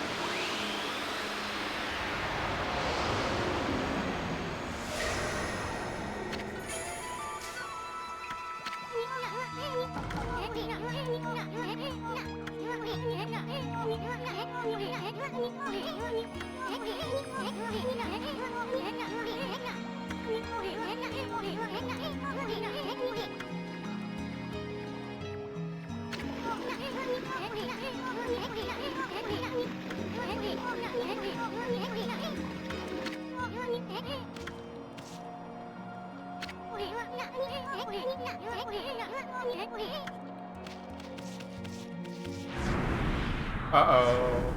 Something's off.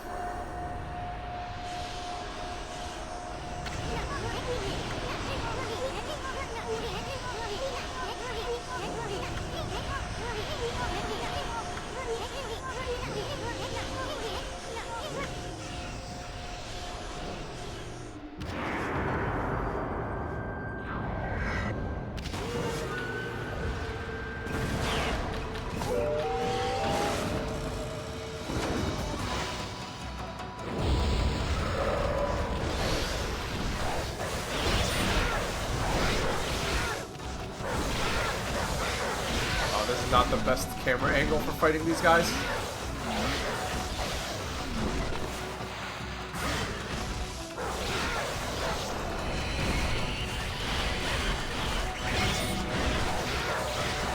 But these guys have the same moveset as like the dogs from the previous fights that we've done in the game. The only difference is that they're a lot faster, and there's 3 of them, which honestly kind of pesky.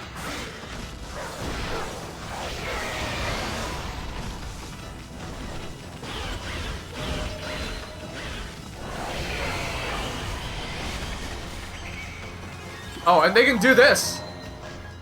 They can drain your ink power. Because they're extra evil, I guess. No enemy has been able to do that before. These guys can drain your... These guys can drain your godhood.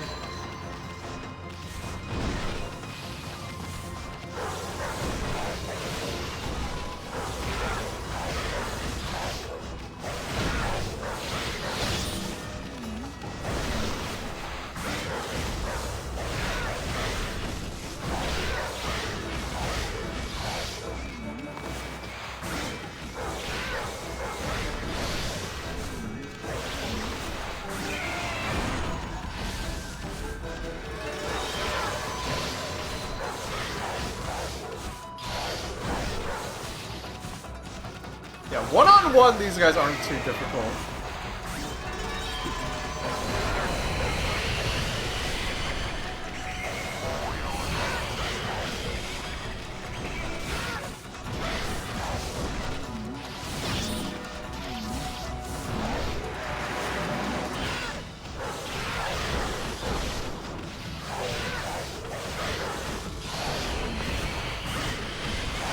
This is one of like the first like this is one of the fights in this game where it's like, oh shit, like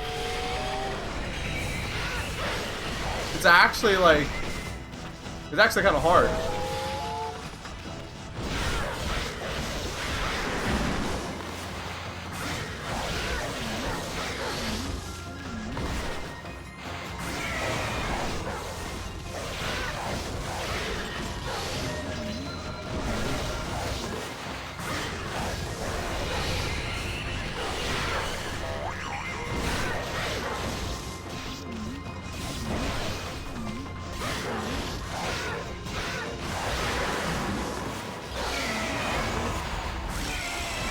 There we go.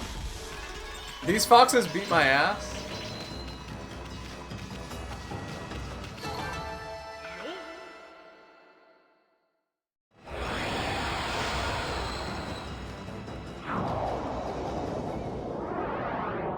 If there's anything that keeps this game from being even better is that, like, I get why they lock you into an area when you, like, do a fight.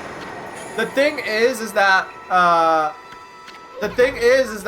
like, I get why they lock you into like a little circular area when you enter a fight in this game, but the problem with that is sometimes the camera doesn't really behave. I feel like half the time when I think a fight is tough is because there are enemies that jump around like crazy and the camera doesn't really cooperate as well as it should be. I wish the camera was pulled back further during these fights.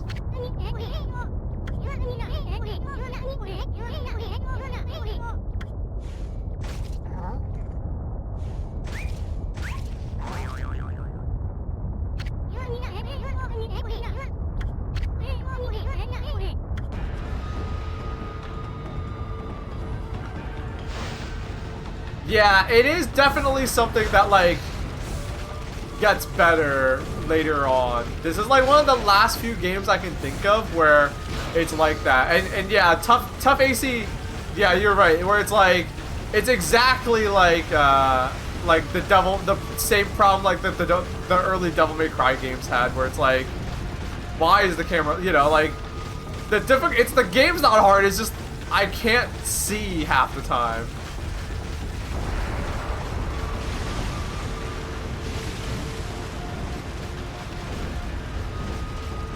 We're trying to get out now. We need to get out before this guy throws up and kills us.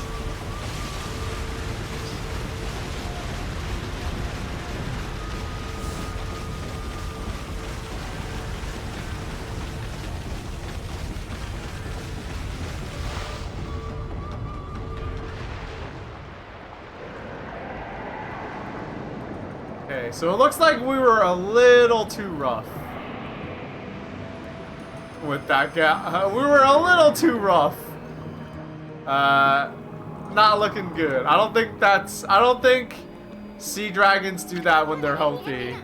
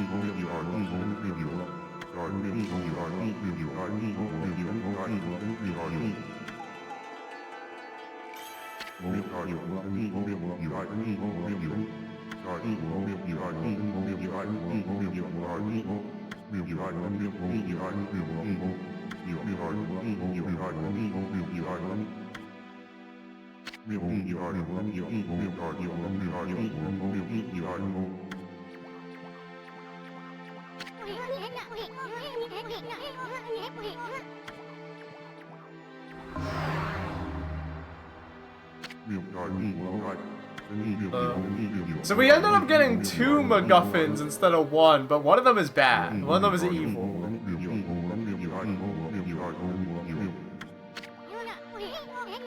So these things look really unassuming, but these things will fuck things up. And all the bad guys want.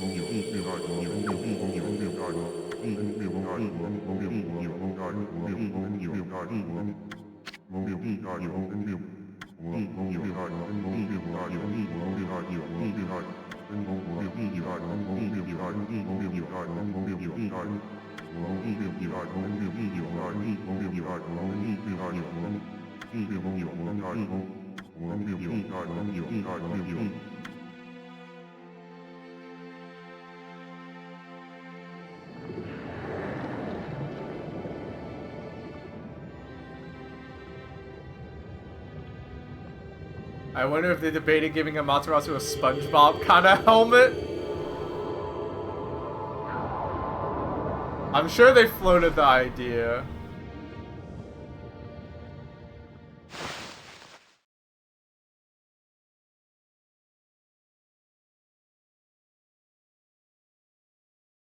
I'm sure they floated the idea of doing that. That would be funny.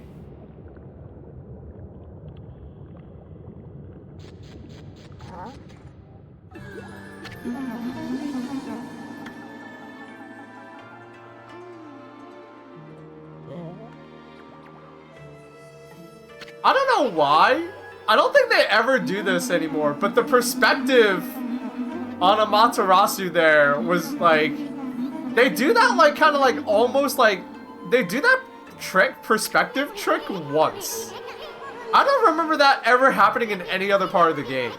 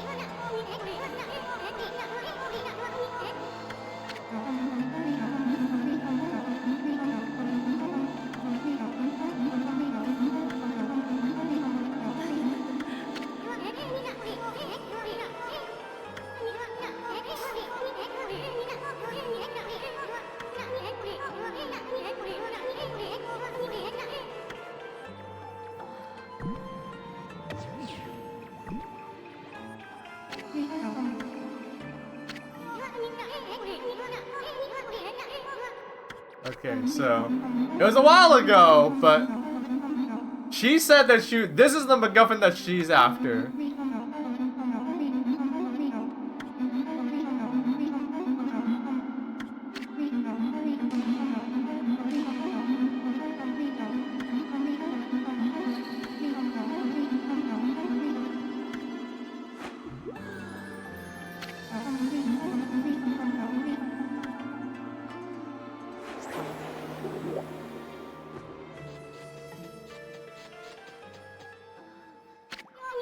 So, she found the MacGuffin that she's looking for, we found the MacGuffin we're looking for. Things are good, right?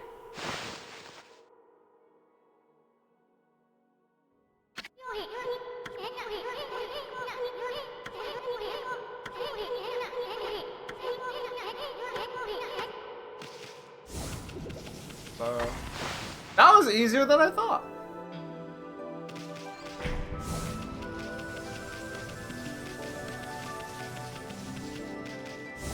So, hey, we did it. We killed your husband, but only because he was a dragon that was killing everyone else.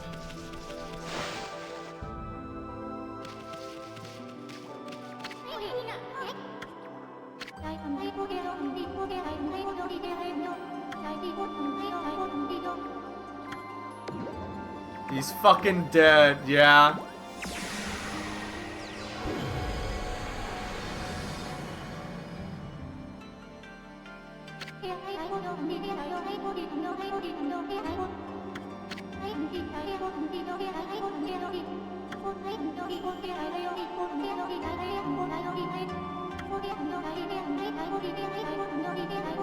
So,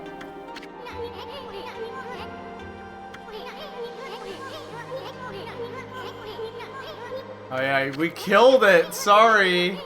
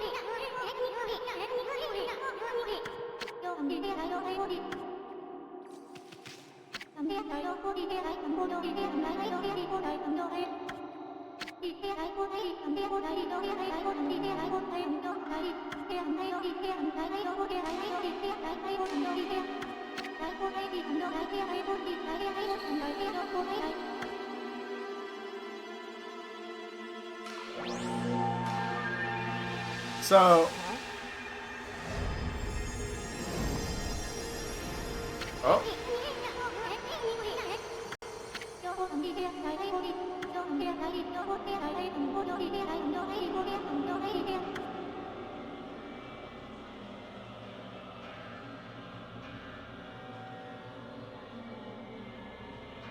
Uh-oh. Oh, she's not gonna make it.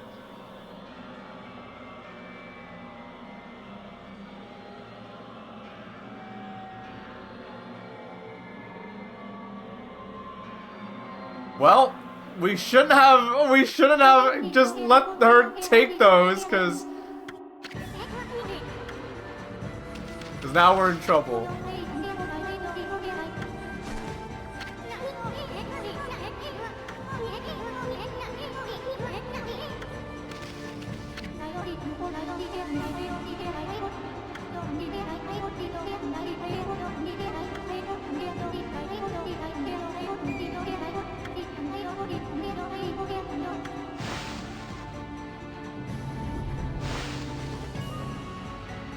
Yeah. Maybe we shouldn't have just let someone else take them, because now we're in trouble. You can never trust.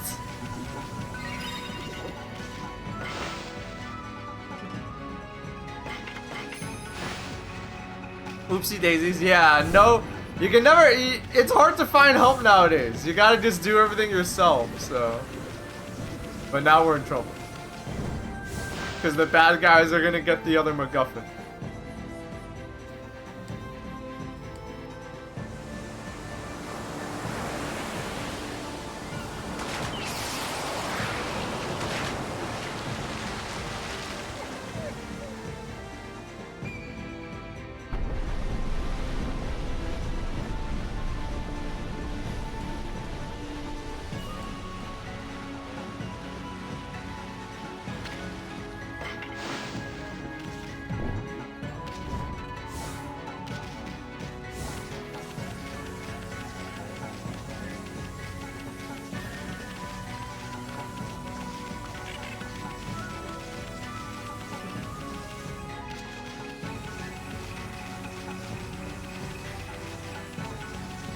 So now we're racing towards saving her because she's in trouble.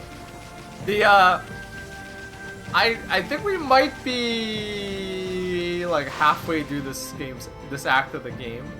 This is kind of like, you know, the part where shit goes down.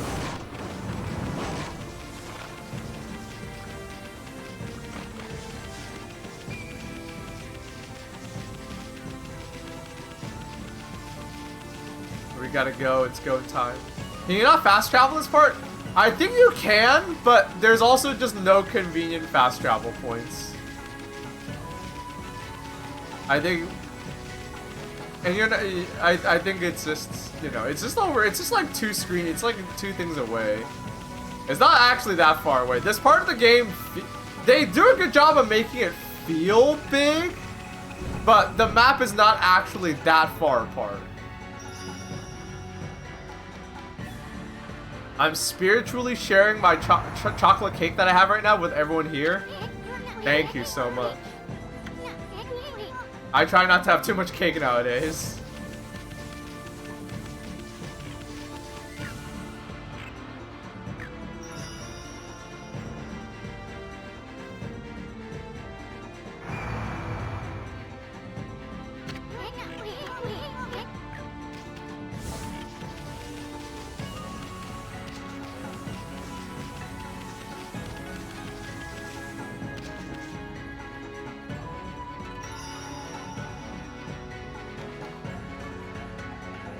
I think you actually can't fast travel in Senyozi.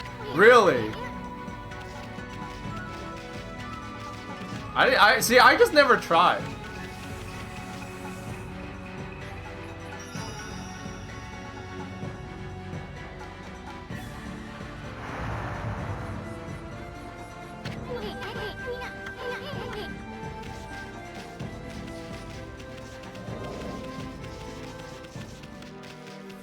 So, bad sign that, you know,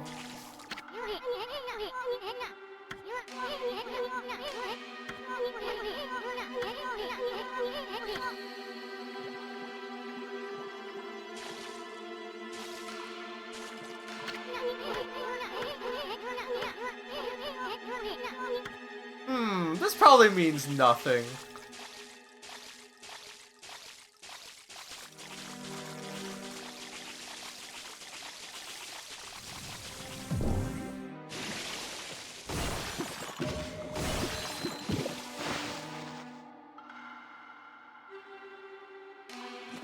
Oh, what's this?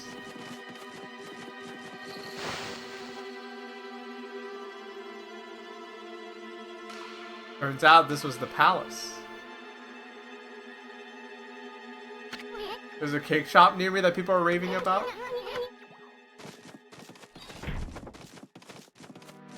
Ugh, you're making me want cake, you jerks. Uh-oh. Not good. Shit's going down.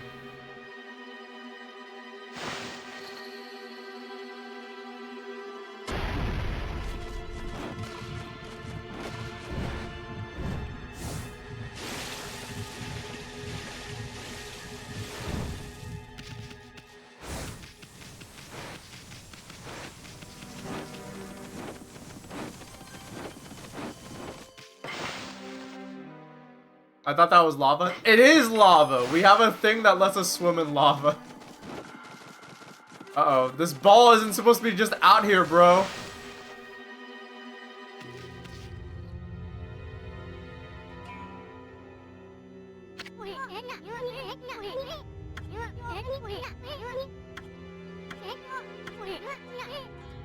Uh-oh.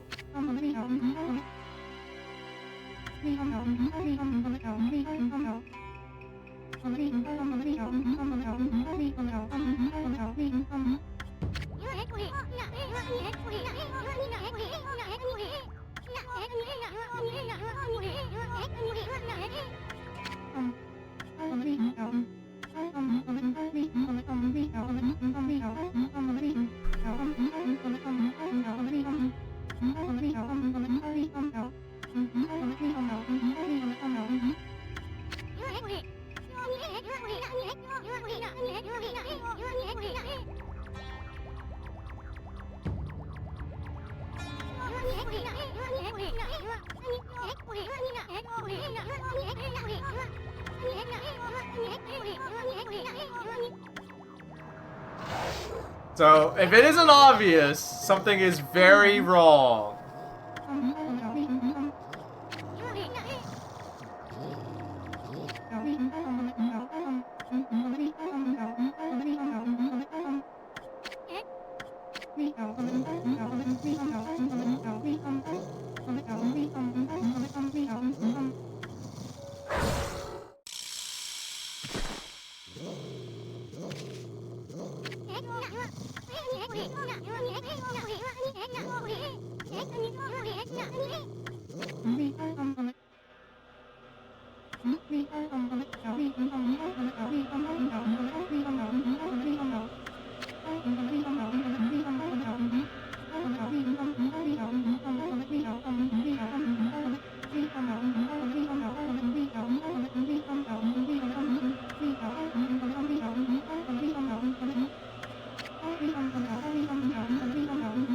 But yeah. If it wasn't obvious, everything has just been a ruse, and the real Rao has been dead for God knows how long if they're like a skeleton now.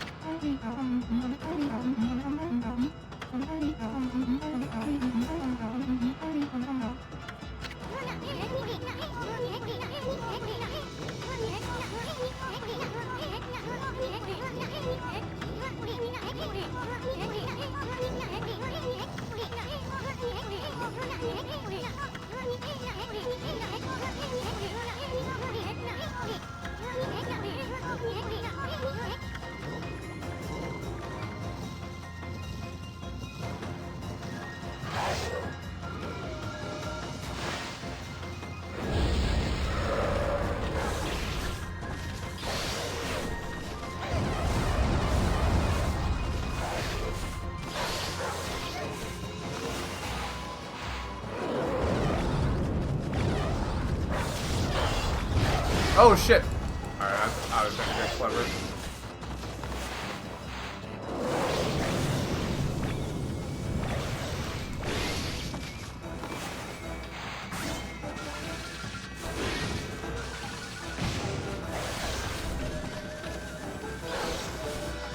So this fight isn't too bad. It's a lot of just being patient. Oh. Which I'm too lazy to be patient. She has that attack where she like falls down with her sword. That was not too scary if you just know that she's above you and you just dodge at the right time. The more scary move, honestly, is just the like.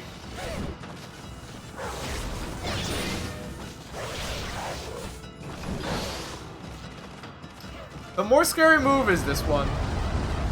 And really, all you gotta remember is that like. Is to like not be close to her, because it's only hard to dodge if you're close to her. And then the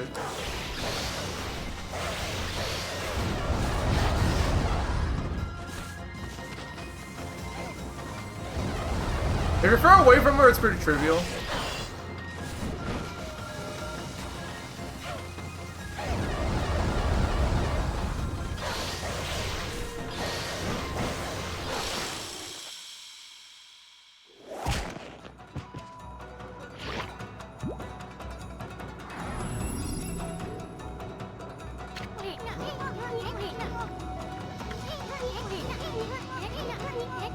I think you can sword the swords too.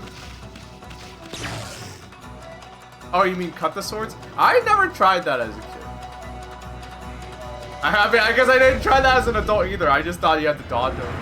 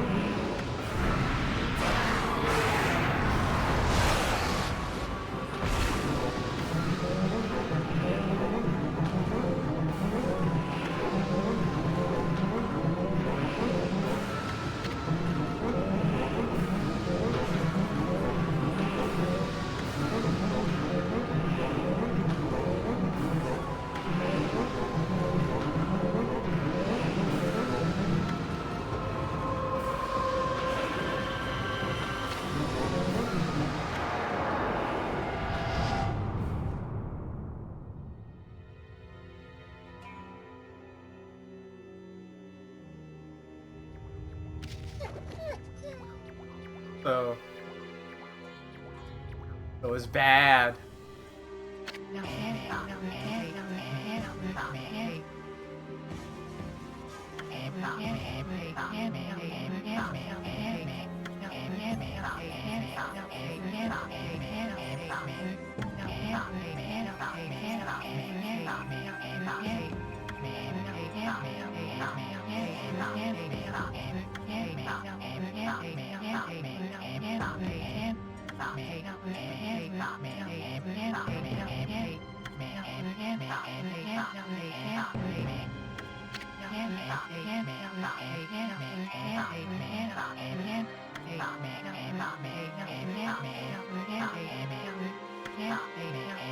I love these parts of the game. I wish more of this game's cutscenes looked like this. Honestly, it's sick. I think it's really cute to have like the in-game graphics that's like, you know, very simplified and very cutesy, and then have these cutscenes where it's like, oh, like it makes like a really cool, it adds a really cool contrast to it.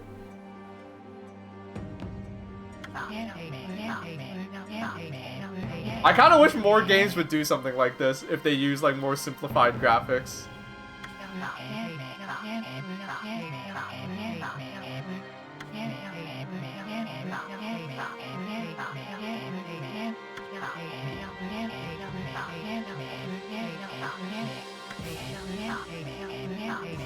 So, she was also being coy, but she could see the future, so she knew this would happen.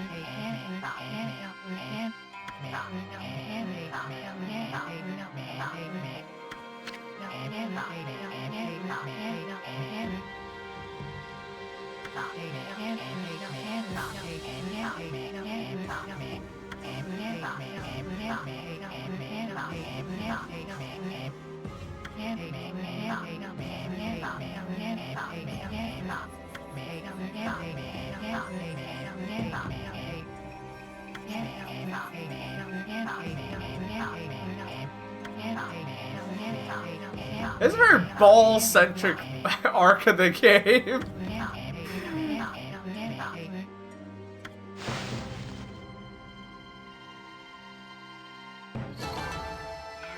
So, we got all the MacGuffins, and, you know, the story is, there's one shot. There's one opportunity. We know where the island's gonna be, because it's like a teleporting island. And we have our heroes basically have one moment to try to get to the island and stop everything.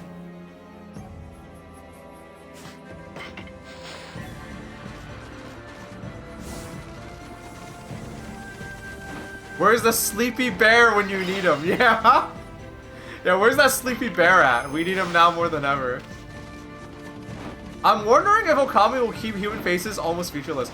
That also makes me curious, because this game is very stylized and it all looks good, but it also is clearly working within the limitations of the PS2. If you it's a trailer. If you watch the trailer for Okami 2 that they had at the Game Awards, it's a trailer. It's pre-rendered.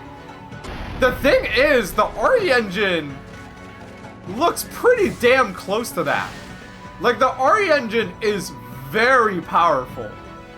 So, I get the feeling that it might not be too far off from that, to be honest. I don't think that's cope either. Like, the RE engine is very powerful. Props to Capcom. Okay, we can't take the shortcut we took before. We gotta just run there. But, But yeah, no, the RE, props to Capcom for making something so powerful. The RE engine is legitimately really strong. And, you know, it means that, like, you know, they'll probably be able to do a lot, but how I think they should keep, obviously they'll keep it stylized, but, you know, to what extent?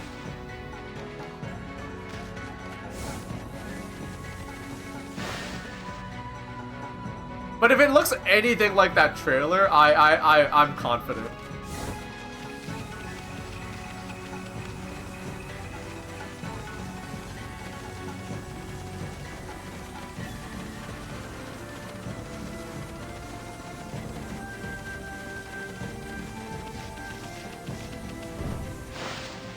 Honestly, you know what I would be super impressed by? And I get the feeling that someone like Kamiya is... like, Kamiya's games always run into an issue where he gets too ambitious and the game kind of like suffers for it. But, you know, if there's any time to get way too ambitious, it's for your, it's for like the game that you want to be made, right? It's like, it's for your game, right? So,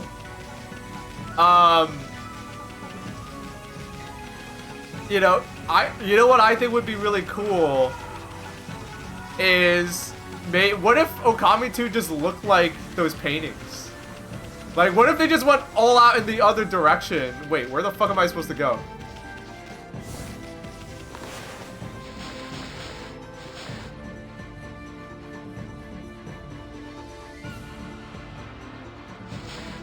Oh, fuck. Alright, whatever.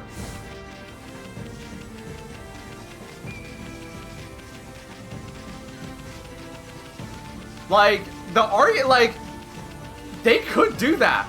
The RE engine is that powerful, they would just have to, like, really harness it, you know? I think they could do that. Because I was talking, a conversation I had a long time ago with, like, some friends is, I think I posted about this on Twitter. Like, when I was a kid, I thought Final Fantasy games would look like the art for Final Fantasy. And it kind of went generic anime, which is like, okay, sure, you know? But like, you know, when I was a kid, I thought like, oh, video games would just look like the art that they would have for those video games, but like, real, you know? Like, realized. But...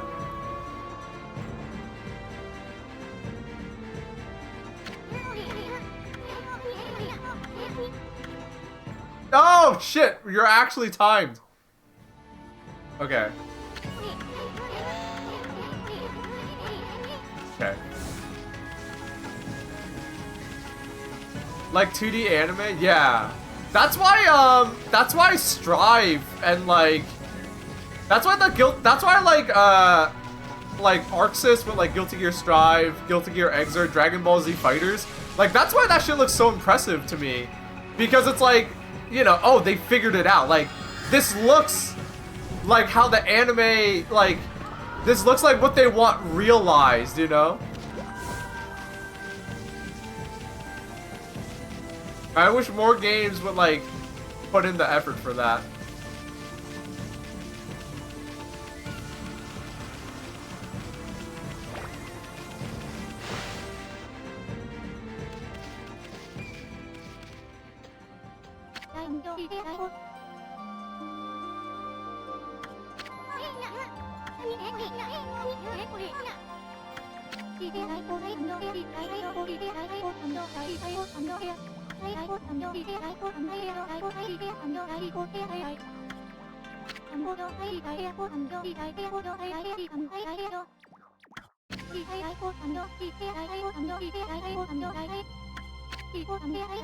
So, this is our only chance.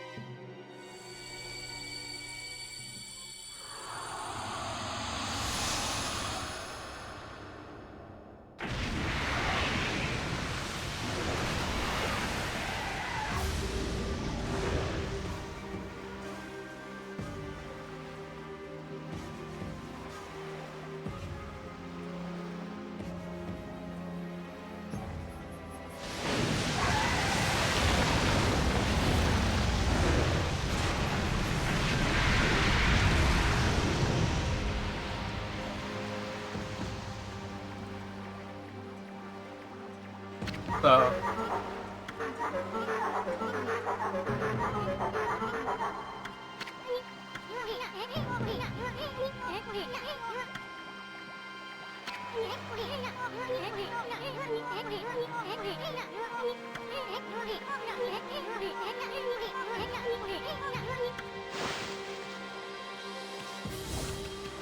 yeah, a lot of so things are getting really dire, and so this is our last ditch attempt. So Okami's gonna go onto that island and try to stop all of it.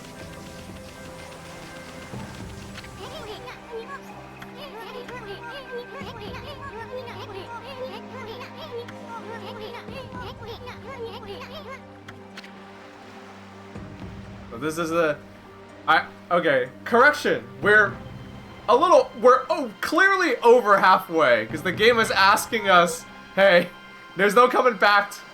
There's no coming back from this.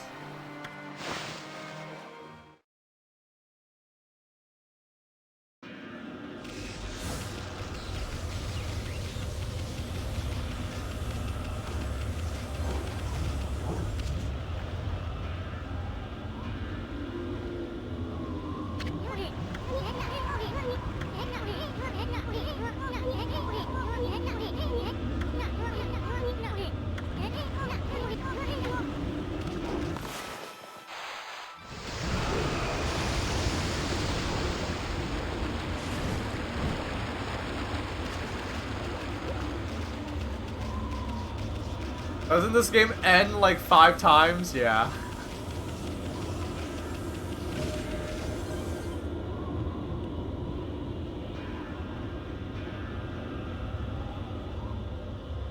So we made it.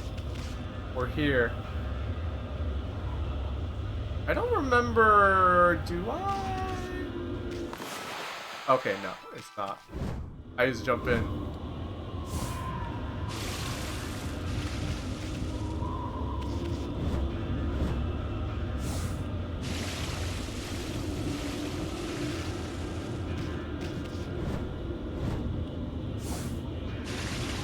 But yeah, I think the stuff that like Arxis is doing with like Guilty Gear Strive and like Dragon Ball Fighters is like, to me, is a good stepping stone. I think more companies like, and obviously like they made it work for themselves because it's like they make fighting games, and I know that like not every company makes fighting games, but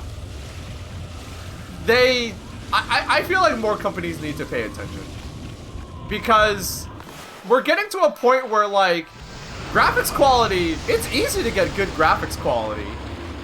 But that's not even like what makes games pretty anymore, right? Like you need to have very good, like it's coming full circle where because graphics it's so easy to have good graphics and every game looks pretty. The games that really stand out are the games that have really good art direction, you know, have really good stylization, you know, that stuff. I bet there's a treasure chest down there, but I'm too lazy to go get it. Oh, there's a treasure chest up here. Nice. Yeah.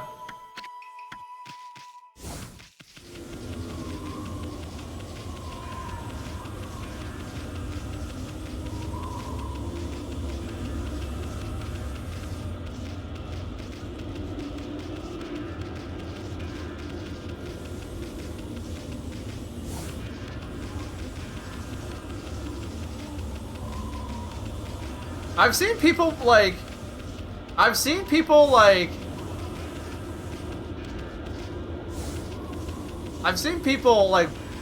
saying like, oh, I don't like how the new marathon looks. I love how the new marathon looks. And even if you don't think it's like it looks the best, which I can see how that could be your opinion. Like that's a fair opinion to have. But you gotta admit, like, at least they're trying to make it look cool. You know?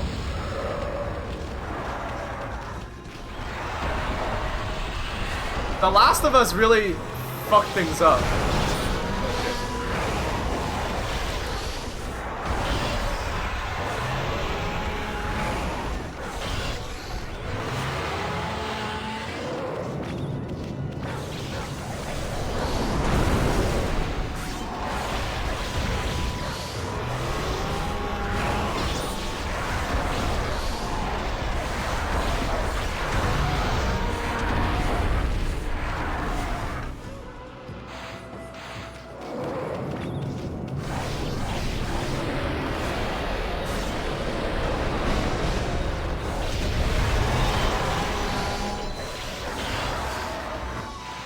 Well, you know me, the Bungie cuck. I've always digged their taste.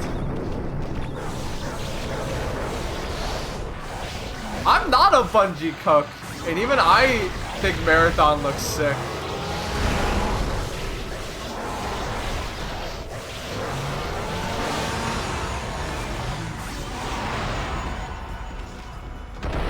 But yeah.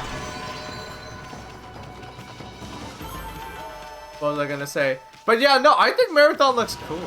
And like, even if it's not your kind of, even if the art style isn't your cup of tea, you gotta admit, like, they could have just made it generic. You know, at least it looks cool. I'm happy they're trying to make it look cool.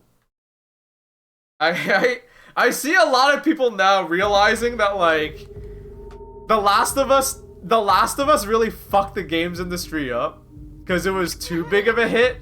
And too many people are like, we need our game to look like The Last of Us. It needs to look like an HBO show. Or no, or I'll be real. It needs to look like an AMC show. And I think the games industry is only now recovering from that. Turns out not every game should look like an AMC original series.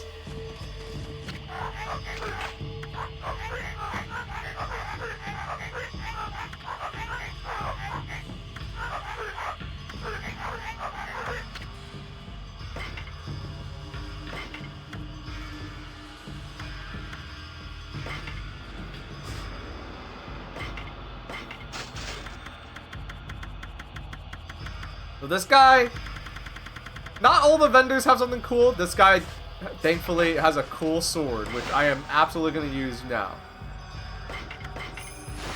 Because it's cool.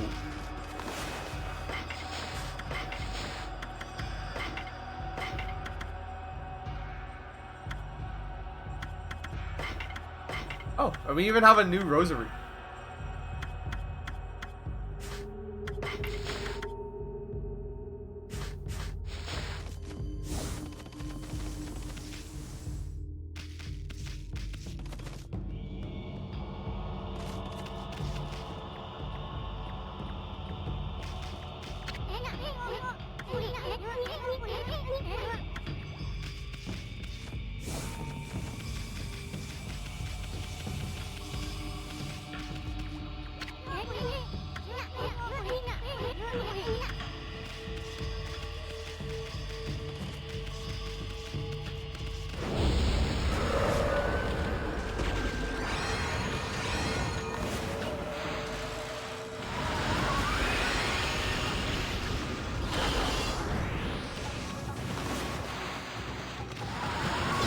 Oh. Ah.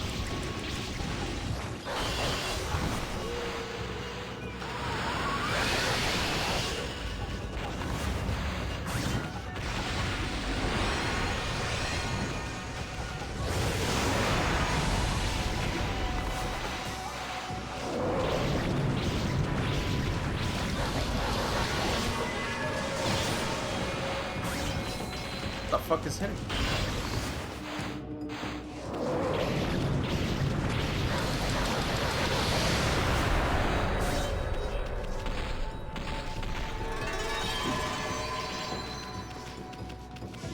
Yeah, the sword isn't as good as the mirror in my opinion, but you do get to charge it up and do like a big hit.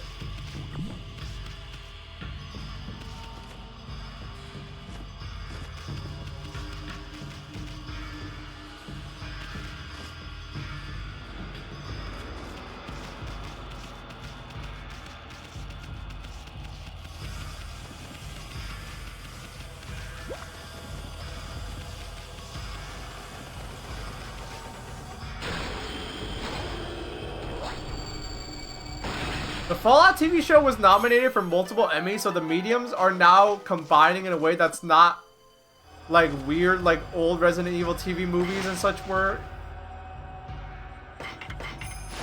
I don't know how I feel about that. Not because I'm like a hater and like, oh, the Fallout show. I think I was a little too harsh on that show. A lot of people said like, oh, the Fallout show is actually really good. So I'm like, okay, I'll take your word for it. Like some people, like people whose opinions I trust were like, the Fallout show was actually good. But it rubs, I think the way it rubs me the wrong way still is like, nothing to do with the actual like, oh, what is this?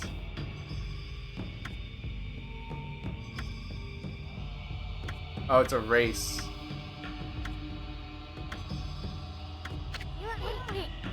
So,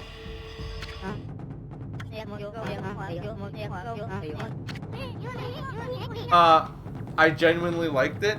Yeah, I think like the show itself is fine. My complaint, I don't have a complaint with the show.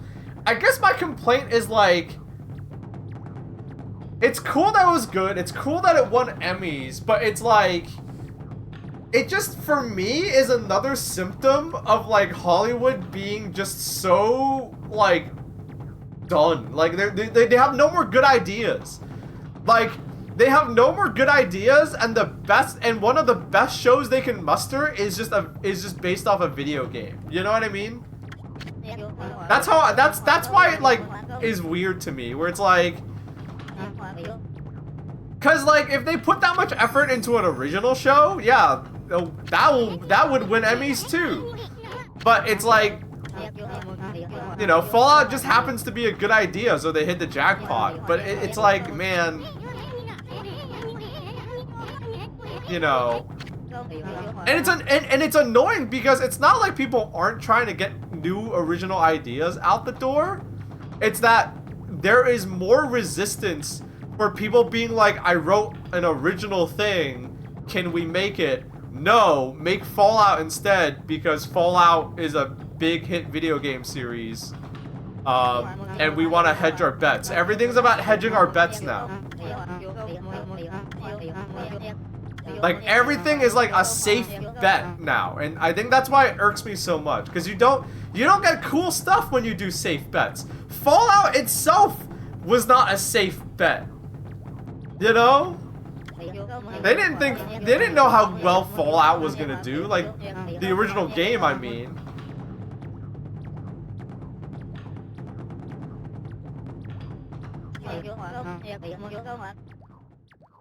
It wouldn't have earned my enjoyment if it didn't feel like it arranged with the spirit of the games, which it managed to do. So in a way, it was accessible because it was derivative. That's true. Maybe that's an element of it.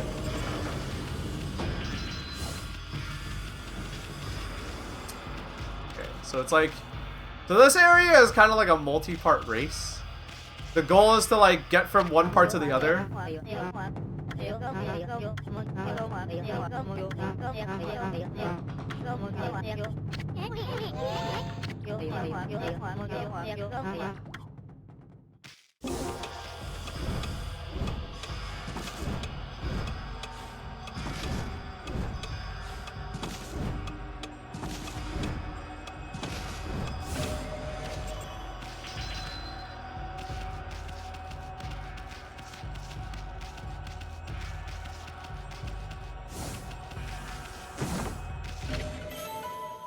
You know, I didn't even think about this. I haven't seen it yet, but apparently it did really well. That new Sinners movie, solely original idea, and it's like going, you know, it's popping off. People love it. People fucking, you know, think it's like a great movie, and it's new, and it's original. And I'm not surprised in the slightest that allegedly, based off of like the things I've heard, that there was like a lot of resistance in trying to get that made. Does not surprise me in the slightest. Okay,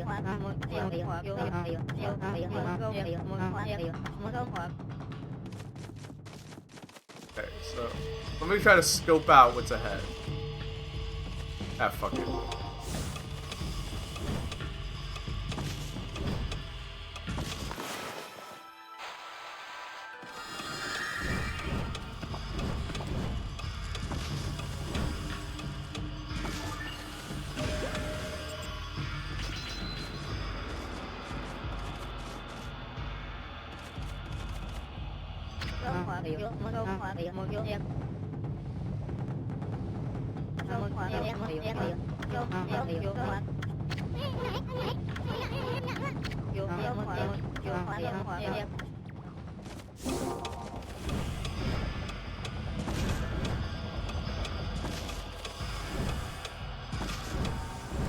Oh, am I gonna beat it?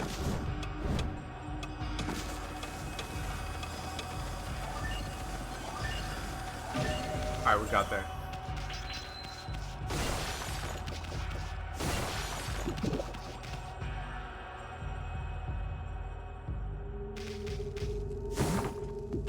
It is hard to get off the ground because the IP rights...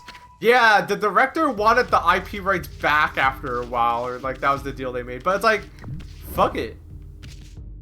I don't know. That's my little gripe about the entertainment industry. I always complain. I feel like I'm always complaining about Hollywood on my streams, but you know why.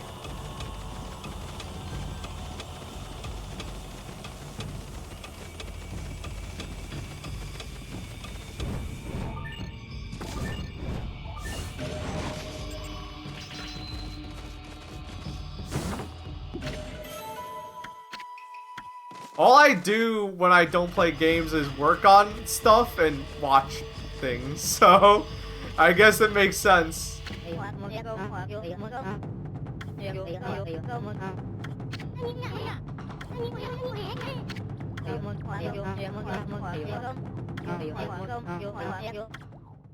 In the Chamber of Delay.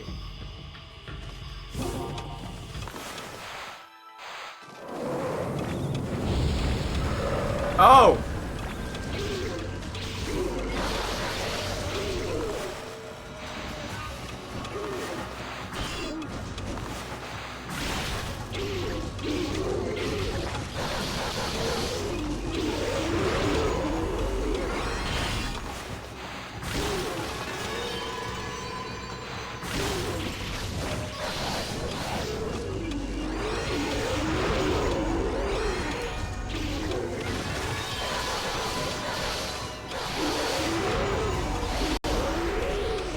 He's almost there. No! God damn it. I took too long doing the fight. Okay. Chat, it's time to cook a steak. Yo, Mike!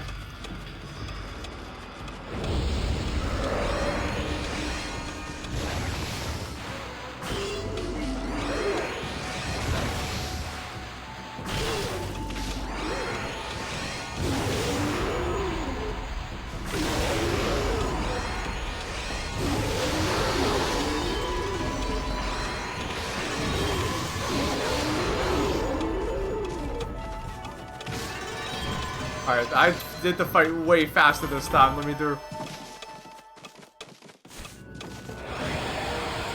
Nice. Dinner alert, yeah.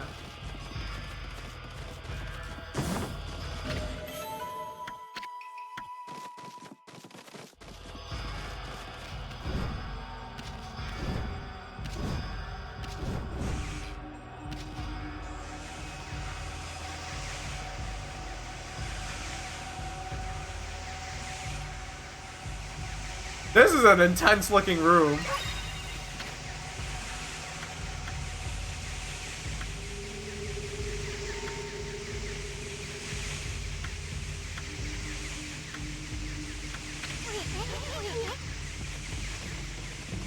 Alright, they got ancient Japanese lasers. I think. Oops.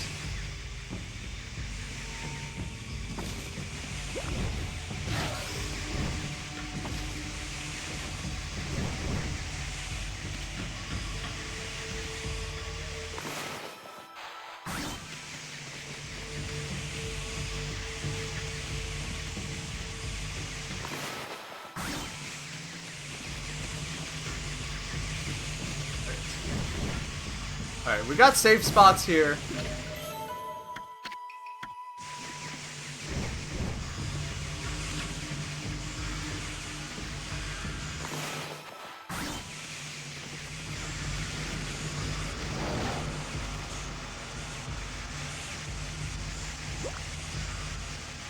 I'm guessing this is like a checkpoint. Woo. Whoa! Oh, fuck!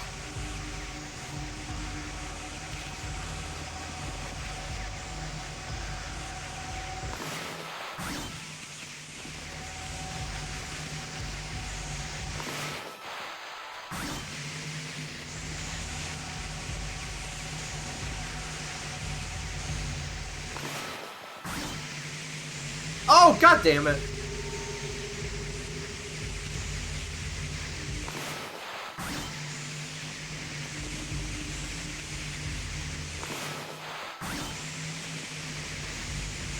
Oh, that was close. Right. I think that's it. I think we're home free.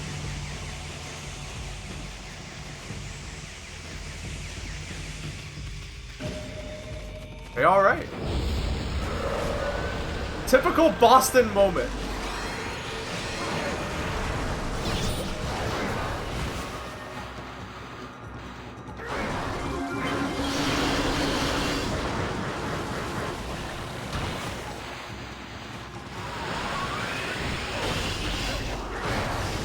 I don't really know what the trick is with this guy.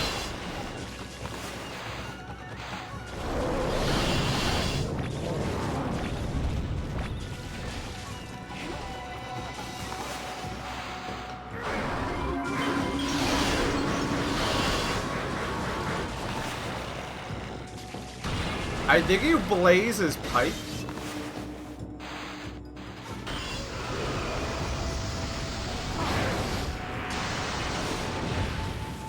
Oh, like I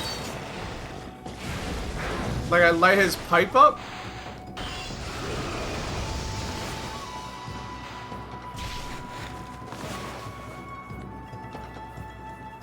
I love Okami. I wish Japan was real.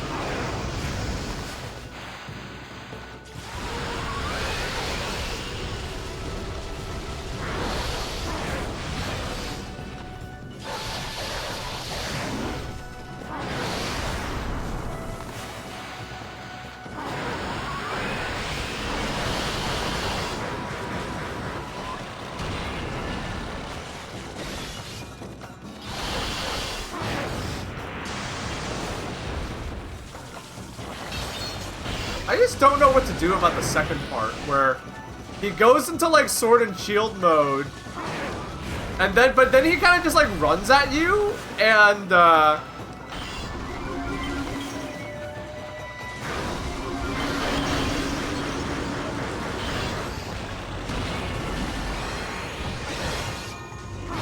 yeah, he does that, and it's like I don't know how I would dodge that.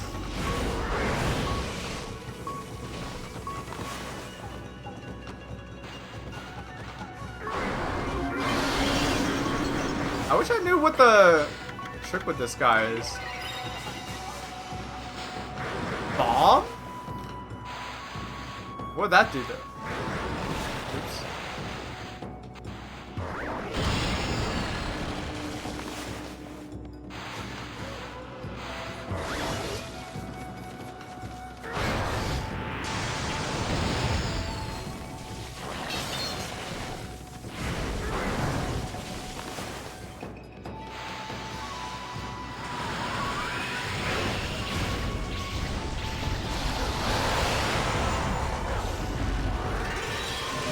Yeah, I don't know what the trick with that guy is.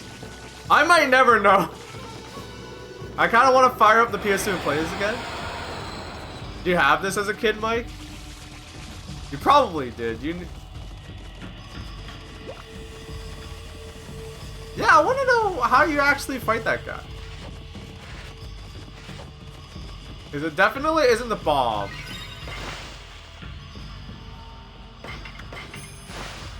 It definitely wasn't using the bomb.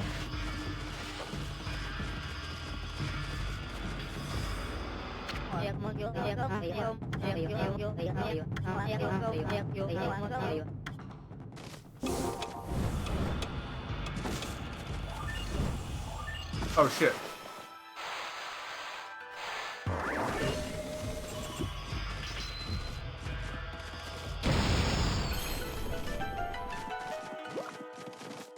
Oh, that was it. That was short.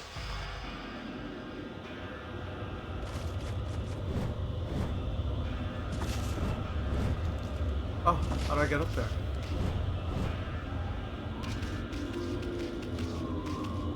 Oh, I see. I probably have to go around. Oh, wait, no. I have to do this. Right.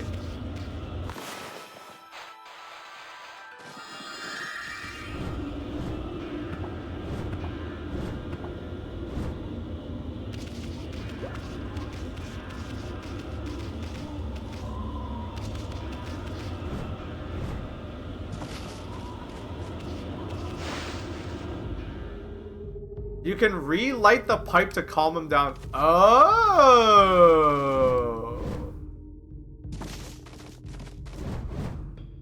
Oh, that's the trick. Okay.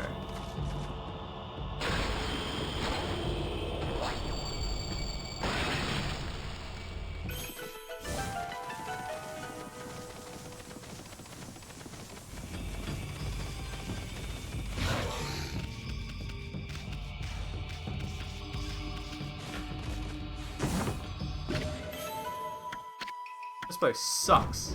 Everything wants to kill me.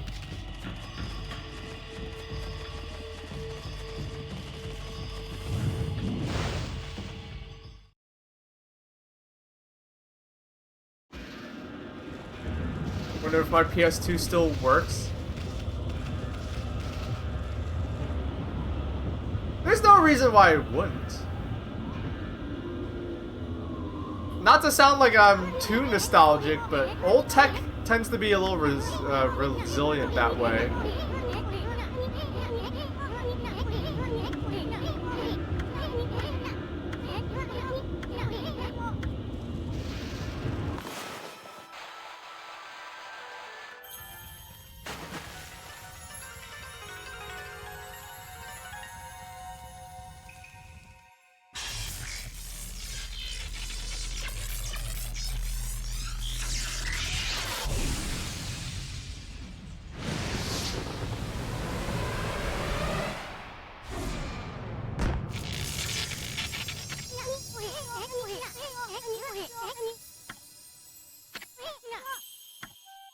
It's been a while since we got one of these.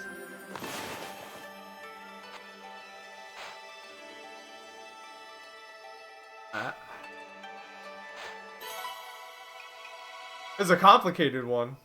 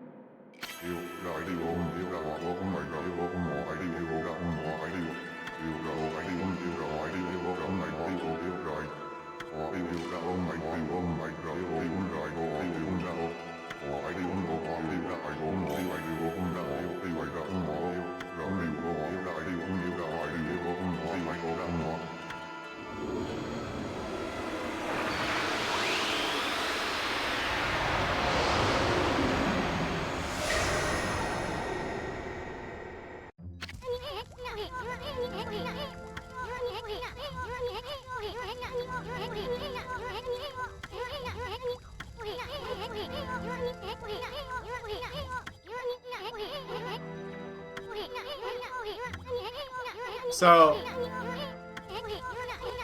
this one is a lot more niche,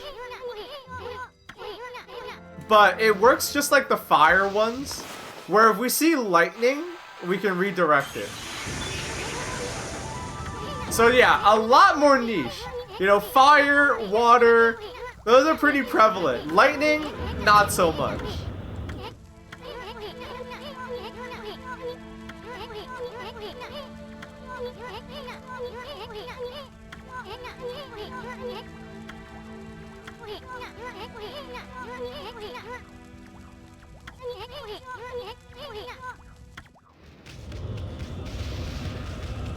So, again, that.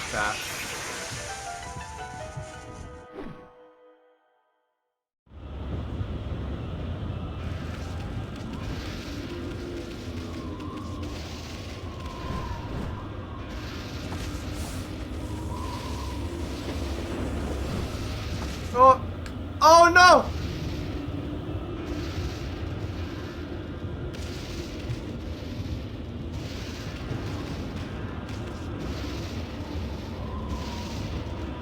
I think what you're supposed to do is, I think it spins just a little faster than you expect. I think we need to slow down time.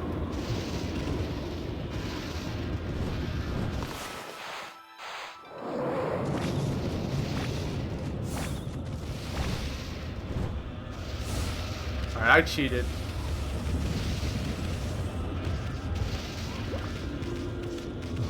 I cheated. I jumped off the lip of it.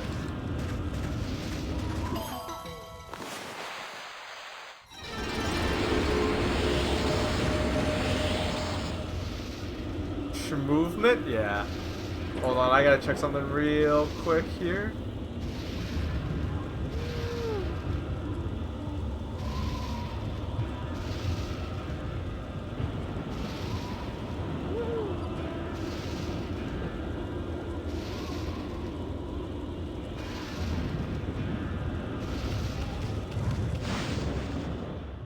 You cheated not only the game, but yourself. I didn't cheat nothing. But yeah. It makes it really obvious, like, you know, lightning doesn't occur too often in nature, so when they want you to use it, they'll have like those like lightning rods sticking out.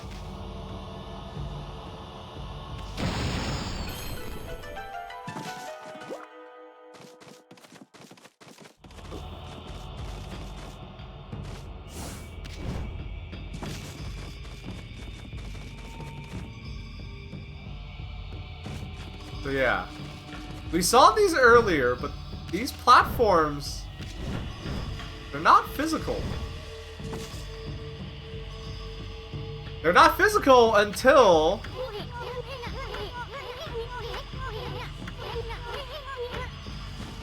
you pick this up. And now they are. I don't know how they came up with this, but yeah, basically, like, when you pick up this key, those platforms turn solid.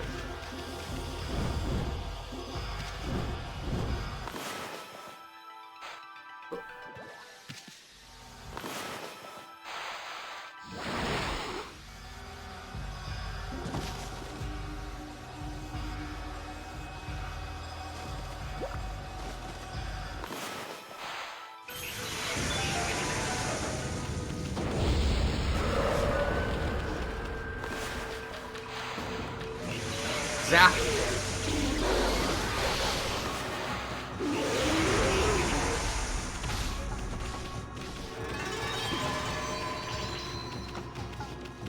I think this part is trying to get you to realize that you can use this in combat as well.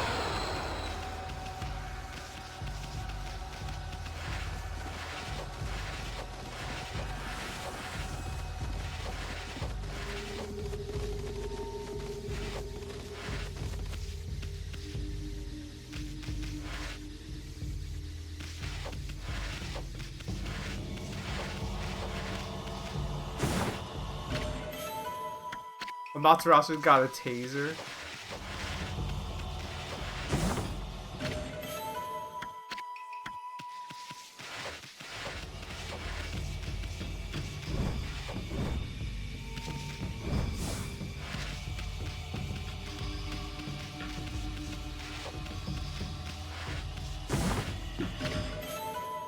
Steak is done. Yo, Mike, you're making me mad hungry with these steak updates. I'm not gonna lie. You're taunting me. I hope you enjoyed it though.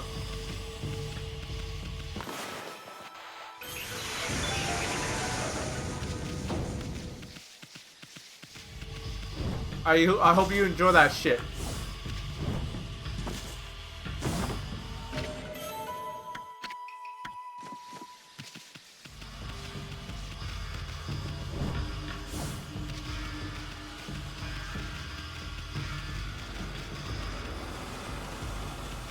Oh, now that we have this key, I think we can do this now.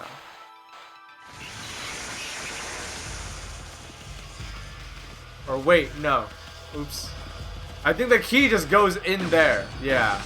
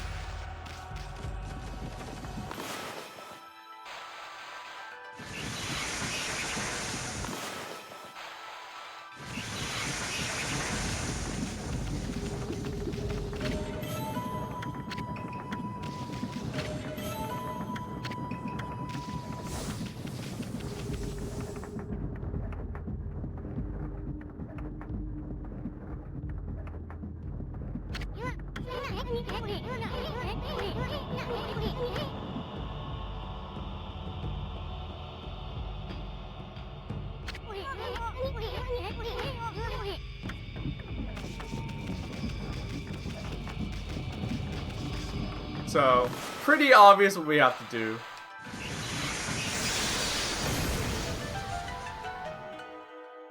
The whole statue just pops like a grape.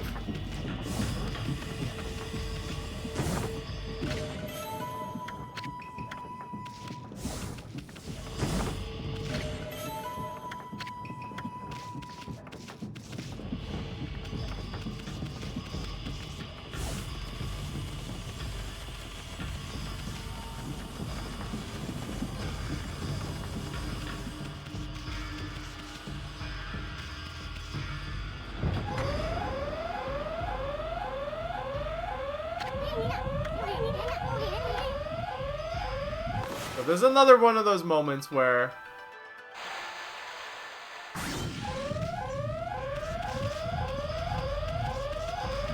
oh.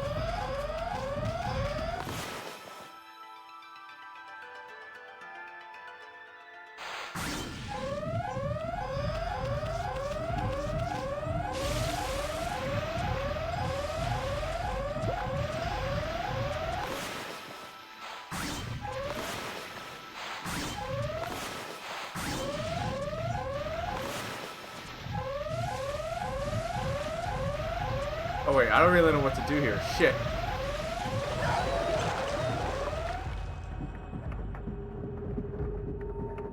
Hold on.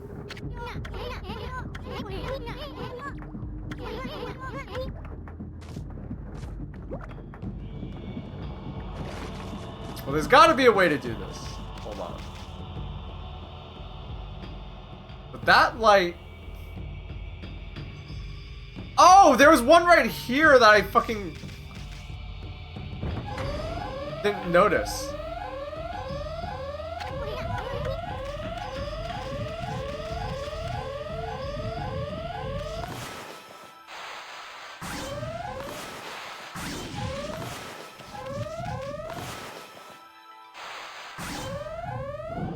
Okay.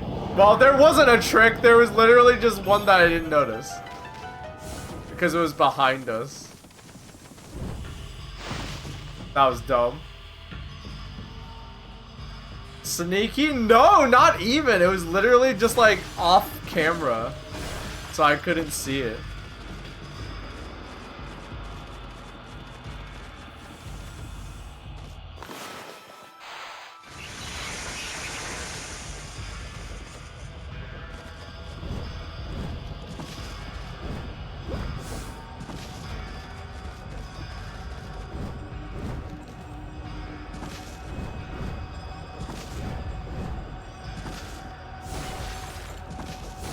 I like these parts of the game where it kind of like becomes 2D.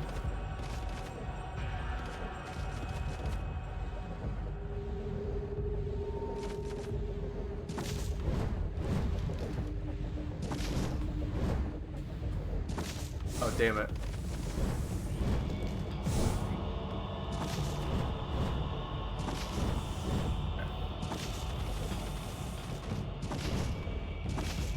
So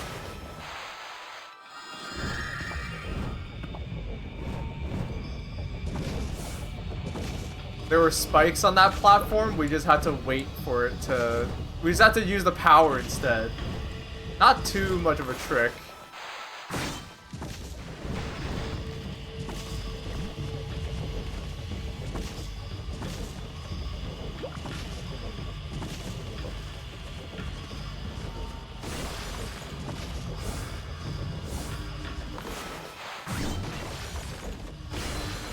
I don't know what this room is for. Are we just here is to distract me?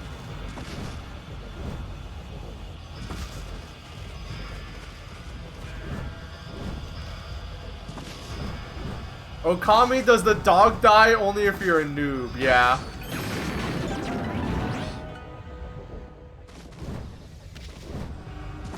Yeah, only if you're bad. I mean, even if then, you get to respawn, so no. The dog doesn't die in this game. Oops.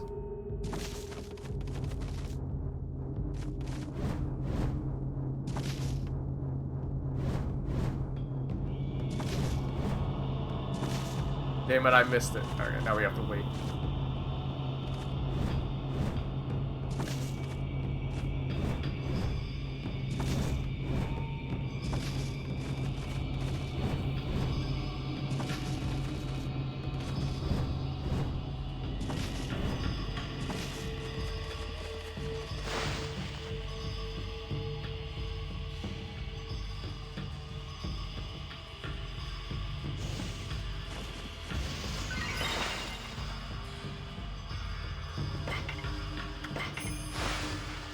How much time do we have left? I don't wanna... Whoa!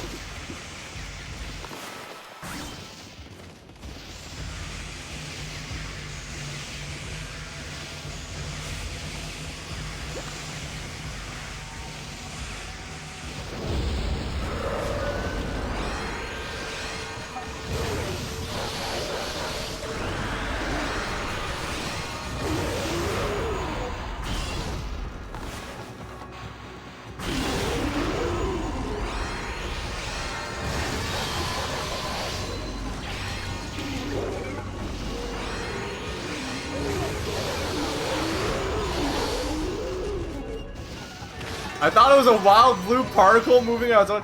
Yeah, I didn't realize what it was immediately at first either. I thought it was just like a blue thing.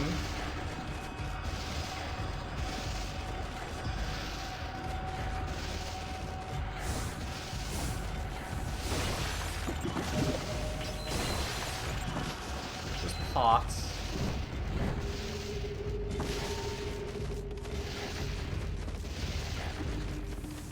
It looks like we can't come here yet. Oh, wait. Oh, wait, that's just... There's just no ceiling for that part.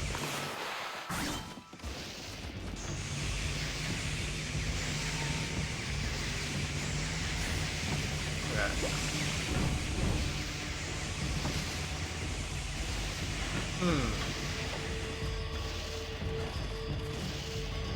Oh, there's a spider chilling up there.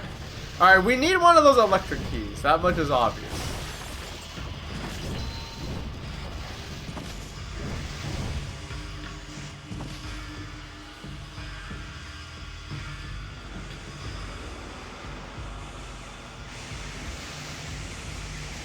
Oh, it was right there! I'm dumb.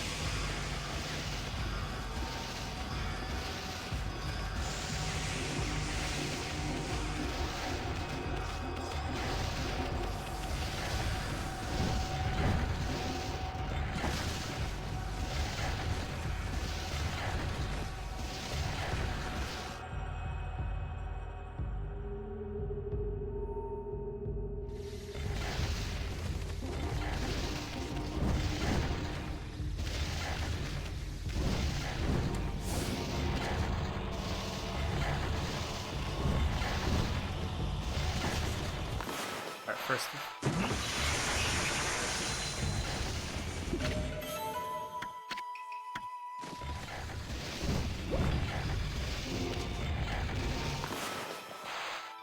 Yeah.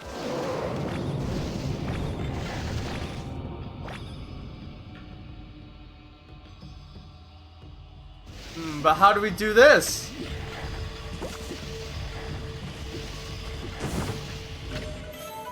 All you gotta do is let go. That's the trick.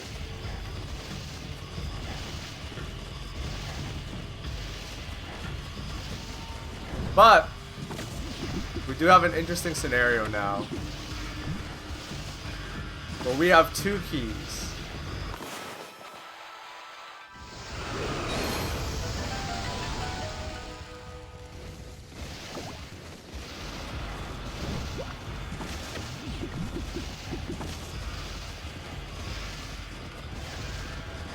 Oh. Subscriber.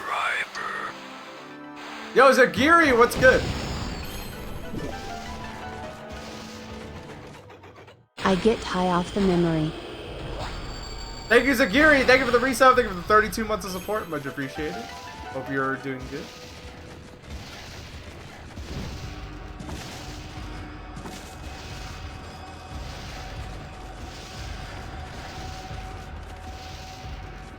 I don't know why they decided to have multiple solutions here, but they do. If you have a sharp eye. Oh.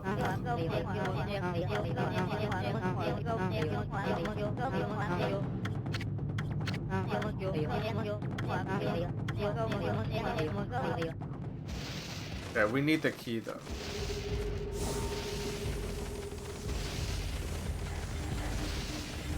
I think the key probably respawned. Thank you, Zagiri, for the resub. Is it there? Yes. Yes, it is.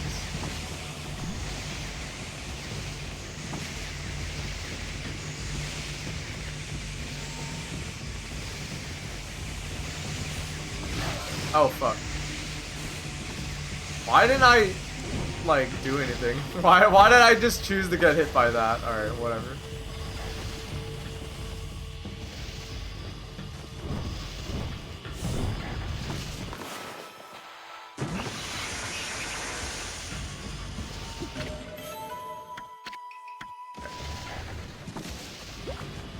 This guy wants to keep racing us.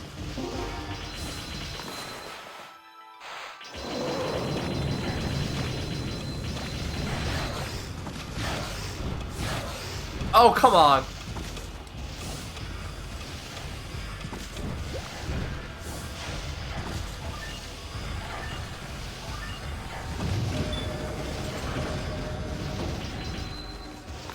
I don't know if I got lucky or what, but I made it just in time.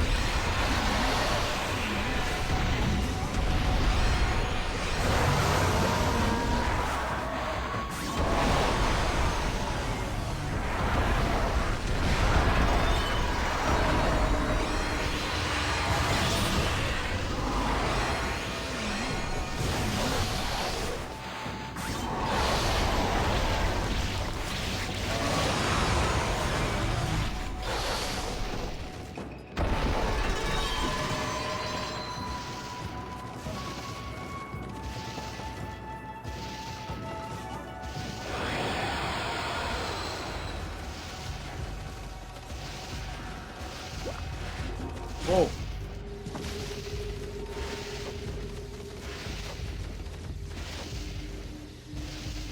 So, there's lightning clouds up there, which we can't reach. We have to go around.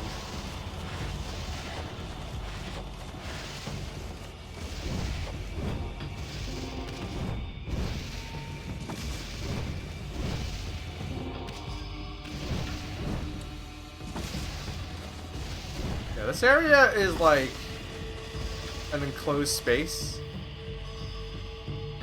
It's kind of tight,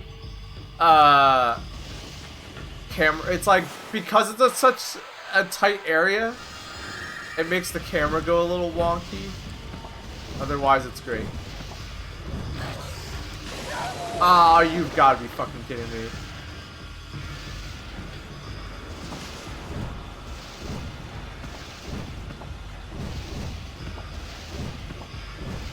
There we go.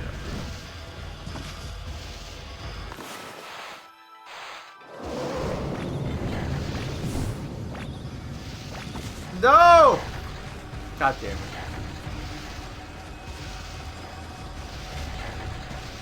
Like here, like, I'm wrestling with the camera.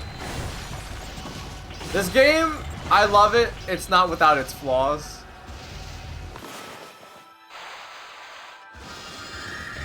Like, you know, I can go back up and retry, but the game is not without its flaws. Oh, right, you're supposed to do this.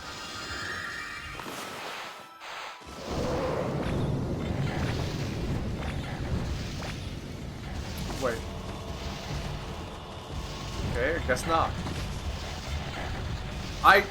Oh my god. Yeah, like, this, see, this is what I mean, when, like, I don't know why, but the camera is just so, like, the camera just does not want to cooperate in this area of the game.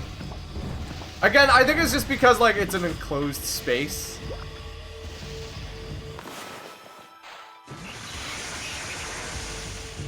Definitely made this game, like, oh,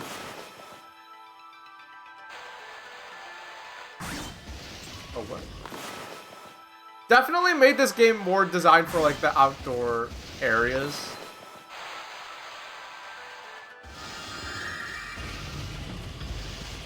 Alright.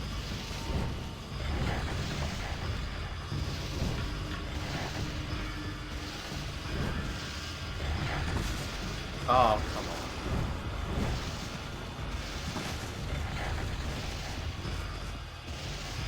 I don't know why I want this treasure so bad. It's like one of the nothing generic treasures, but I don't want this game to beat me.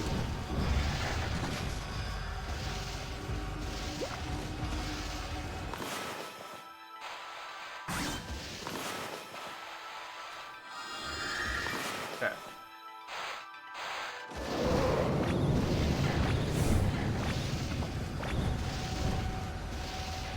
Oh.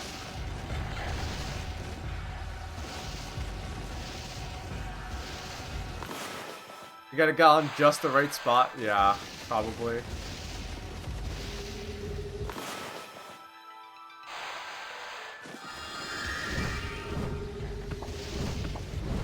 This absolutely is what you're supposed to do.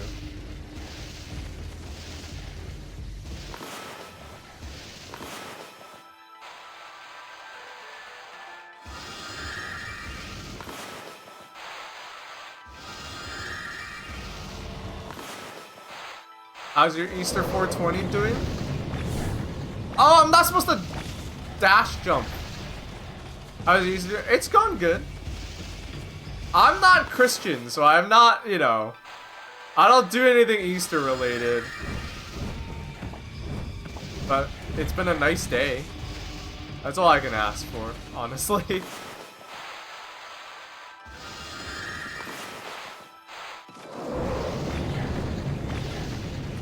Oh, come on. I had ham. Any holiday where you get to eat ham is a good holiday. We need more, I need more ham in my diet. Come on.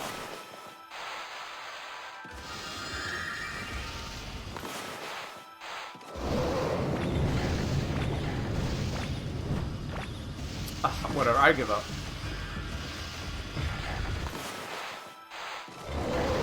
It's for like a nothing treasure and it's too stupid.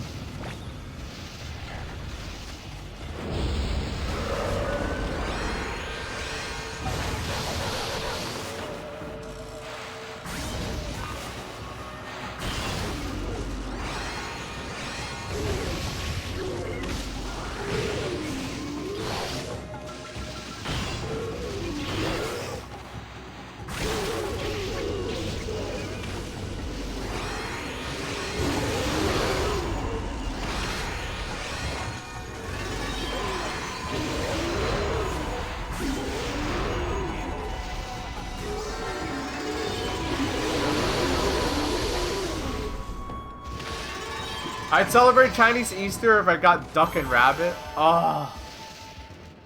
I'm not like eating rabbit on the regular, but rabbit does taste good.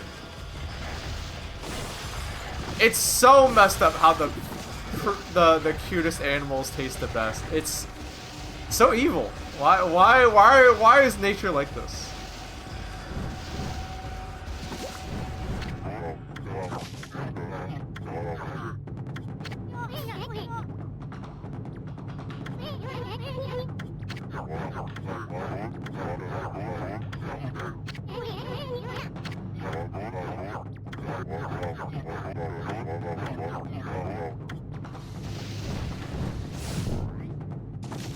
Alright, let's try to remember, chat.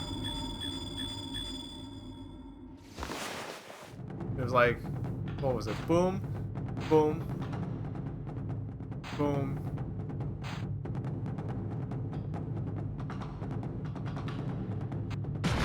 Okay, well, that was pretty easy. The Looney Tunes dinner? I didn't even realize that. You're right. That is the Looney Tunes dinner. Yeah, I'm Elmer Fudd maxing.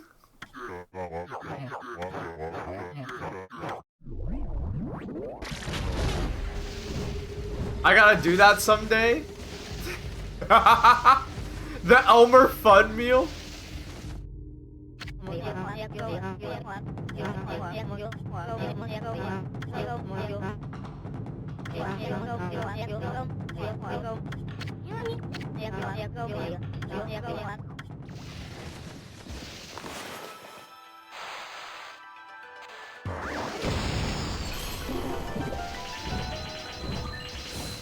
Wait, how did I do this? Oh. Well, we already failed. How did I get across there? I blew up the thing. Oh, do I have to like... Oh, we don't... There's nothing to fix. Oh, okay, well.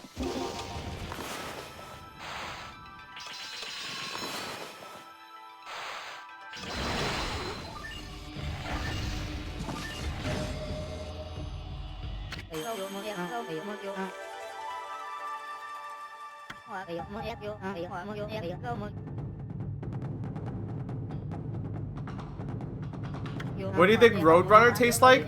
Probably not good. I don't think there's a lot of meat on a Roadrunner.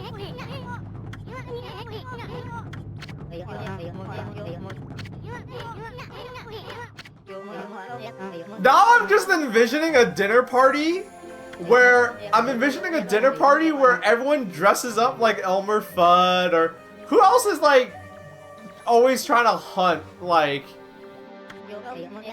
Yosemite Sam. Yeah, everyone dresses up like Elmer Fudd or Yosemite Sam, and it's like a duck rabbit dinner.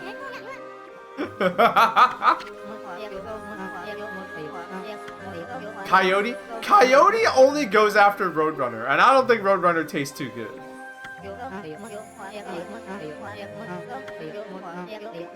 Yeah, Tasmanian Devil, yeah.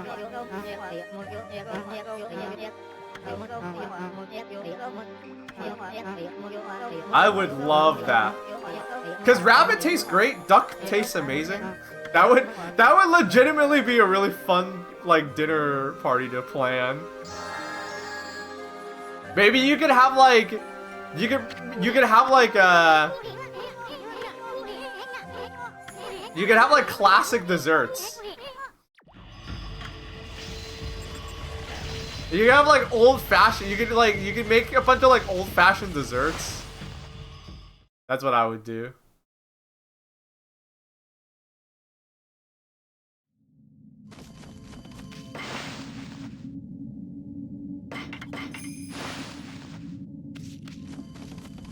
Okay.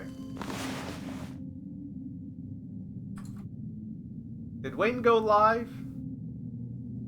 Alright, he's about to go live. Alright, I think we have time to do this boss fight. Because this is it. He's gonna be late. Oh, that's perfect. We have time to do this boss fight. We can wrap up this arc.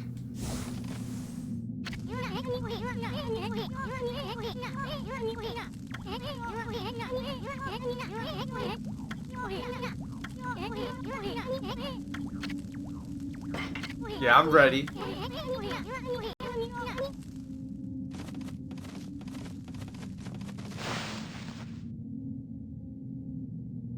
I forgot when we're streaming today. It'll be my first 420 special. Hell yeah.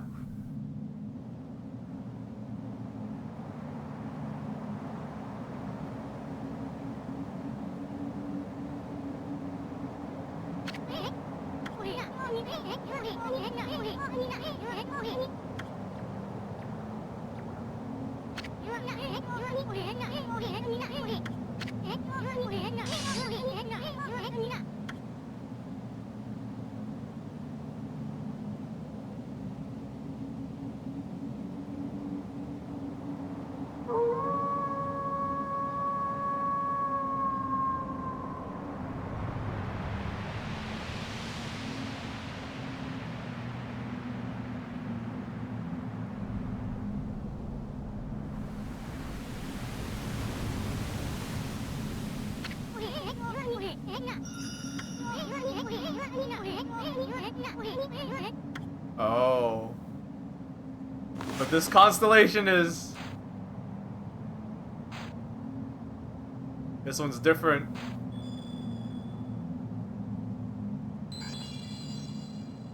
What? Oh. I think because we missed one. We missed the one.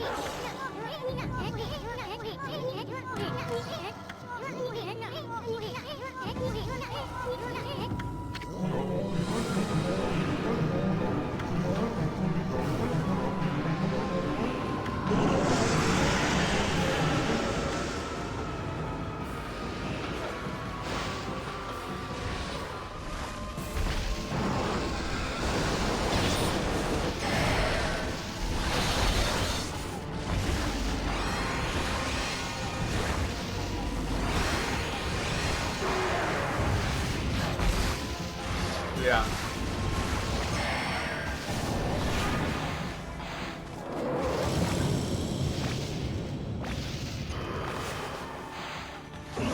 So, I don't know why they do that to let us shock them, but they do.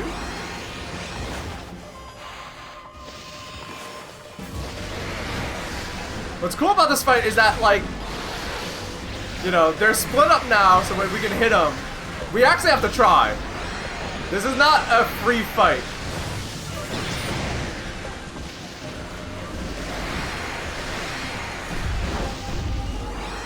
So they're split up into different aspects right now.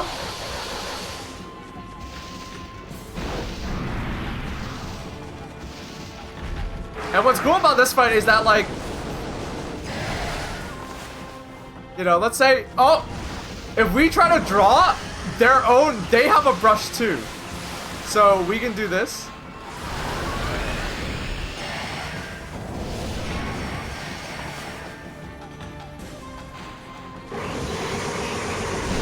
They'll try to draw when we try to draw. So this is a cool fight.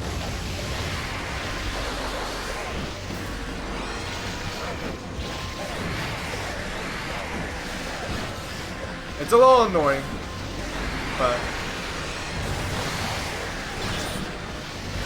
it's a little annoying because there's just so much bullshit, honestly. Thankfully, we have plenty of stuff.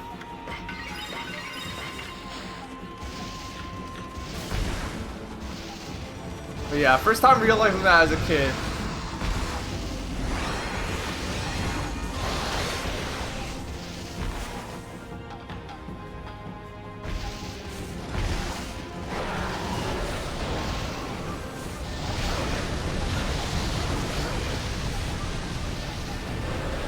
It's been so long since that I forgot what the attacks are like.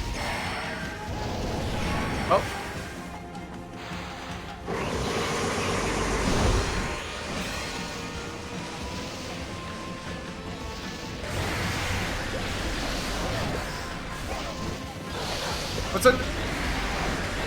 What's annoying is that, like, it's hard to see.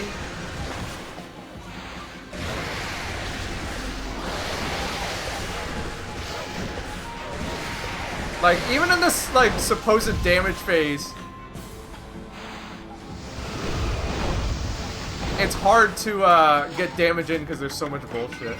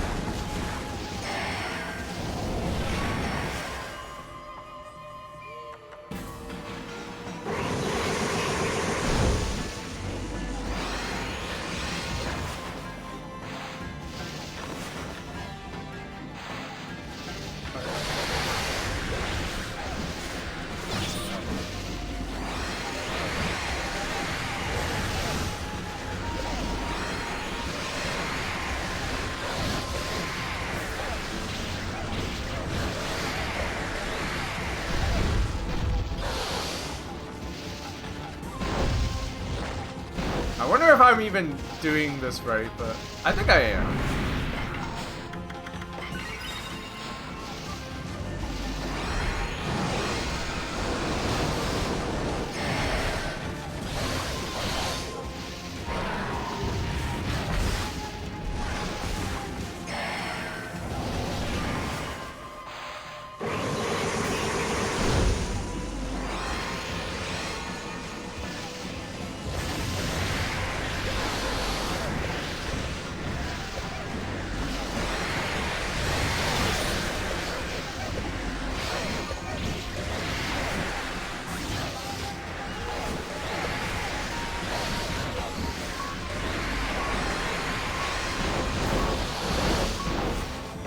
Okay, actually, I don't know if I'm doing this right or not. Because their health is not going down.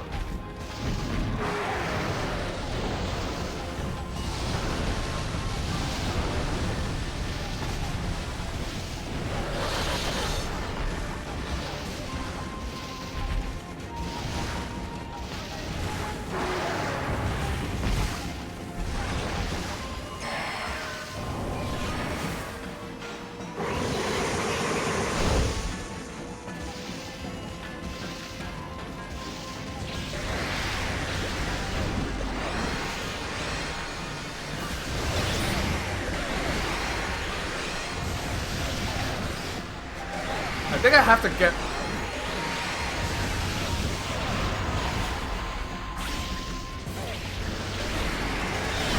Okay, we got one of them. Yeah, okay, I remember now. I remember now. So the goal is each of those tails, when they get split up, each of those tails turns into like one of the and you have to like focus all of them down basically.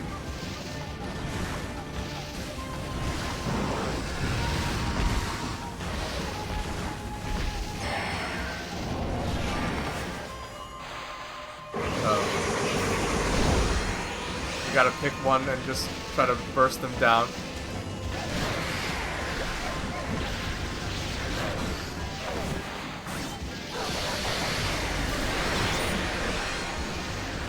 Oh fuck, we weren't close enough? Oh god. Ah, we failed. We fucked up. Okay.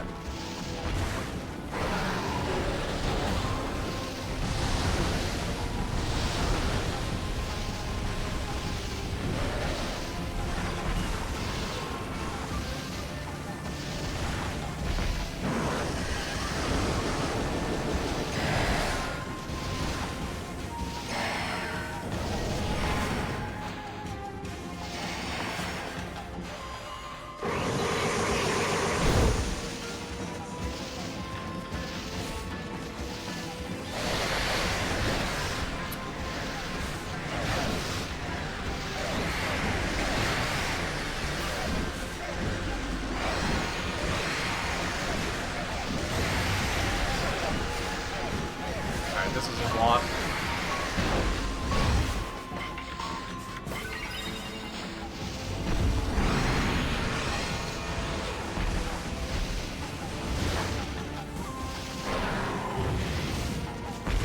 The part that makes this hard is that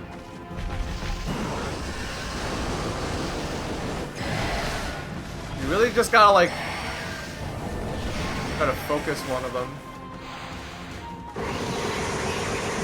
Except, I really wonder.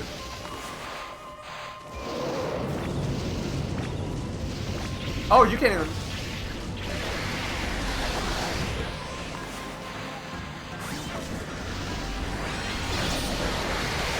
Yes! Okay, we got one. Oh, fuck.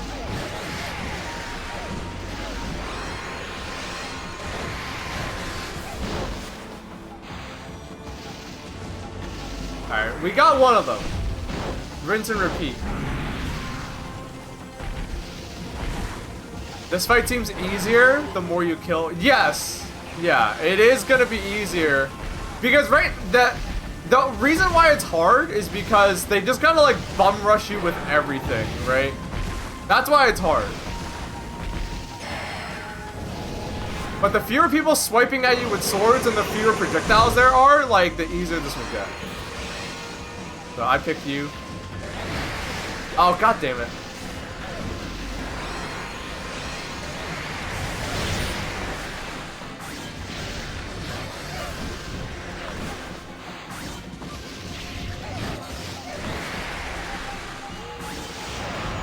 Okay.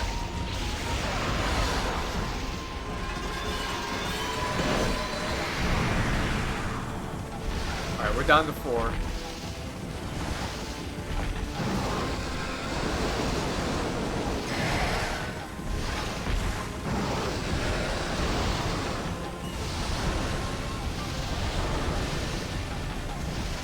It is engaging, but it becomes a bit of a grind. Yeah. It's a cool fight. I like it.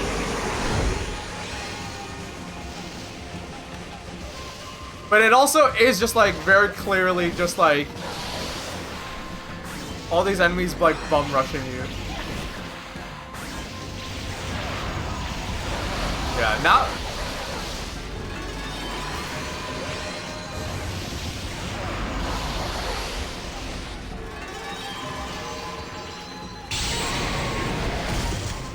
I also just finished Killer 7. Oh, fuck yeah! That's cool. Alright. So now that they don't have the extra tails, they're just a regular fox. So now it's just a fight. No more tricks.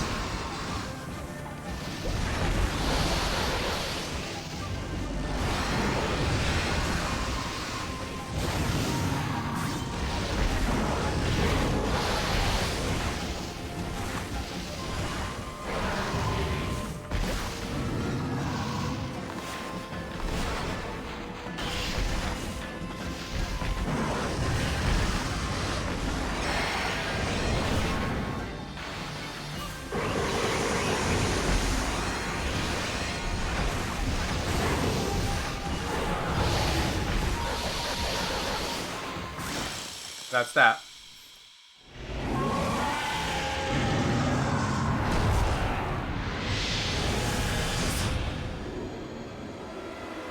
And we get to keep their cool sword.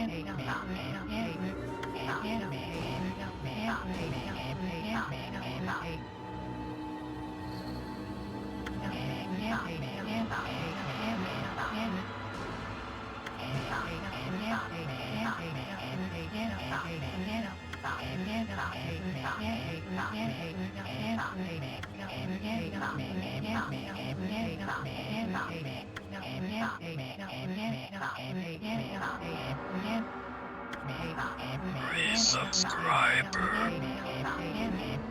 Hey, Lola Mortem, thank you for the resub. Thank you for the 29 months of support. What's up, Baaulp?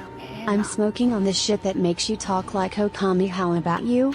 I'm good. I'm about to have dinner. I'm getting hungry.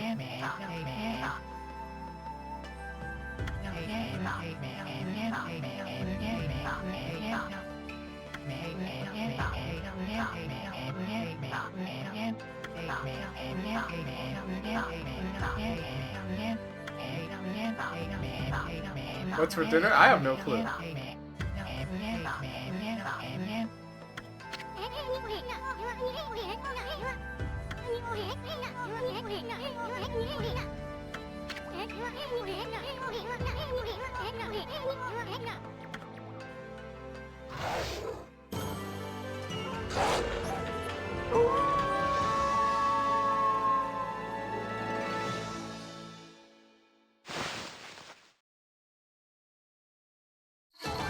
Oh, my score was terrible. I fucked up too many times. But it doesn't matter. Yes.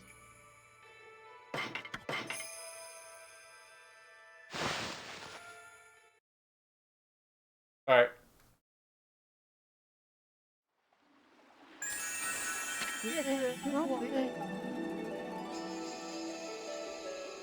Oh, no, I don't want to skip. I want to turn the game off. Okay, chat. Wayne isn't live yet, but also I'm getting hungry. I have other work to do, and that's about all the time I had for today. So we went for like 4 hours. So Wayne's not live yet. Sorry. I was gonna raid him, but he's not up yet. So, well, actually, I should double check. Yeah, he's not ready yet. So,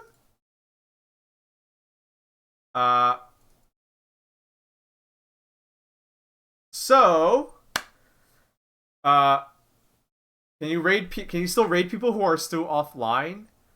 I don't know. Can I? I don't know. Alright. Well, regardless, I'm sorry that Wayne's not live yet. He's probably having technical difficulties, because it's always a lot. But I'm out of time, so I gotta wrap up for today. Thank you for tuning in. Thank you for being here. Thank you for all the follows, the resubs, the new subs, all that shit. That's wonderful. He's setting up. Yeah, Wayne's probably setting up. He's getting ready to stream, but he's not up yet. But I'm out of time, so thank you for tuning in. Like I said, thank you for tuning in. Thank you for spending your Easter Sunday, your Smoky Toki Sunday here with me. I hope you're all having a good day. It's about to get even better because, like I said, he's not live yet, but I implore you to go tune into Wayne when he's live. It's always a fun time every year. Yeah, I think he skipped a year, but it's always a fun time for him when he does these when he does the 420 stream. Okay. More streams from me and my friends next week. As always, we're gonna be live on Twitch.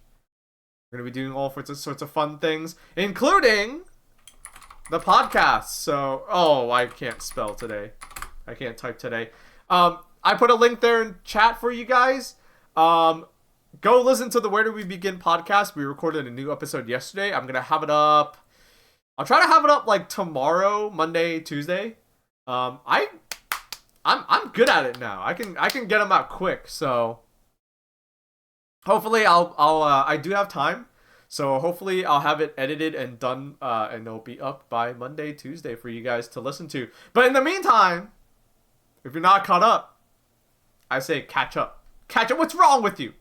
Huh? What's wrong with you? Listen to our podcast. It's good. We're like funny.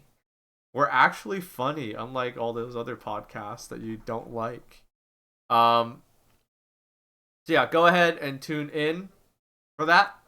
And like I said, I may or may not be on Wayne's stream later, but regardless, I hope you have a good rest of the day.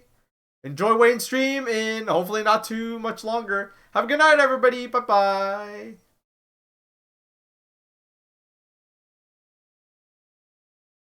This is where I hit the button and sign off.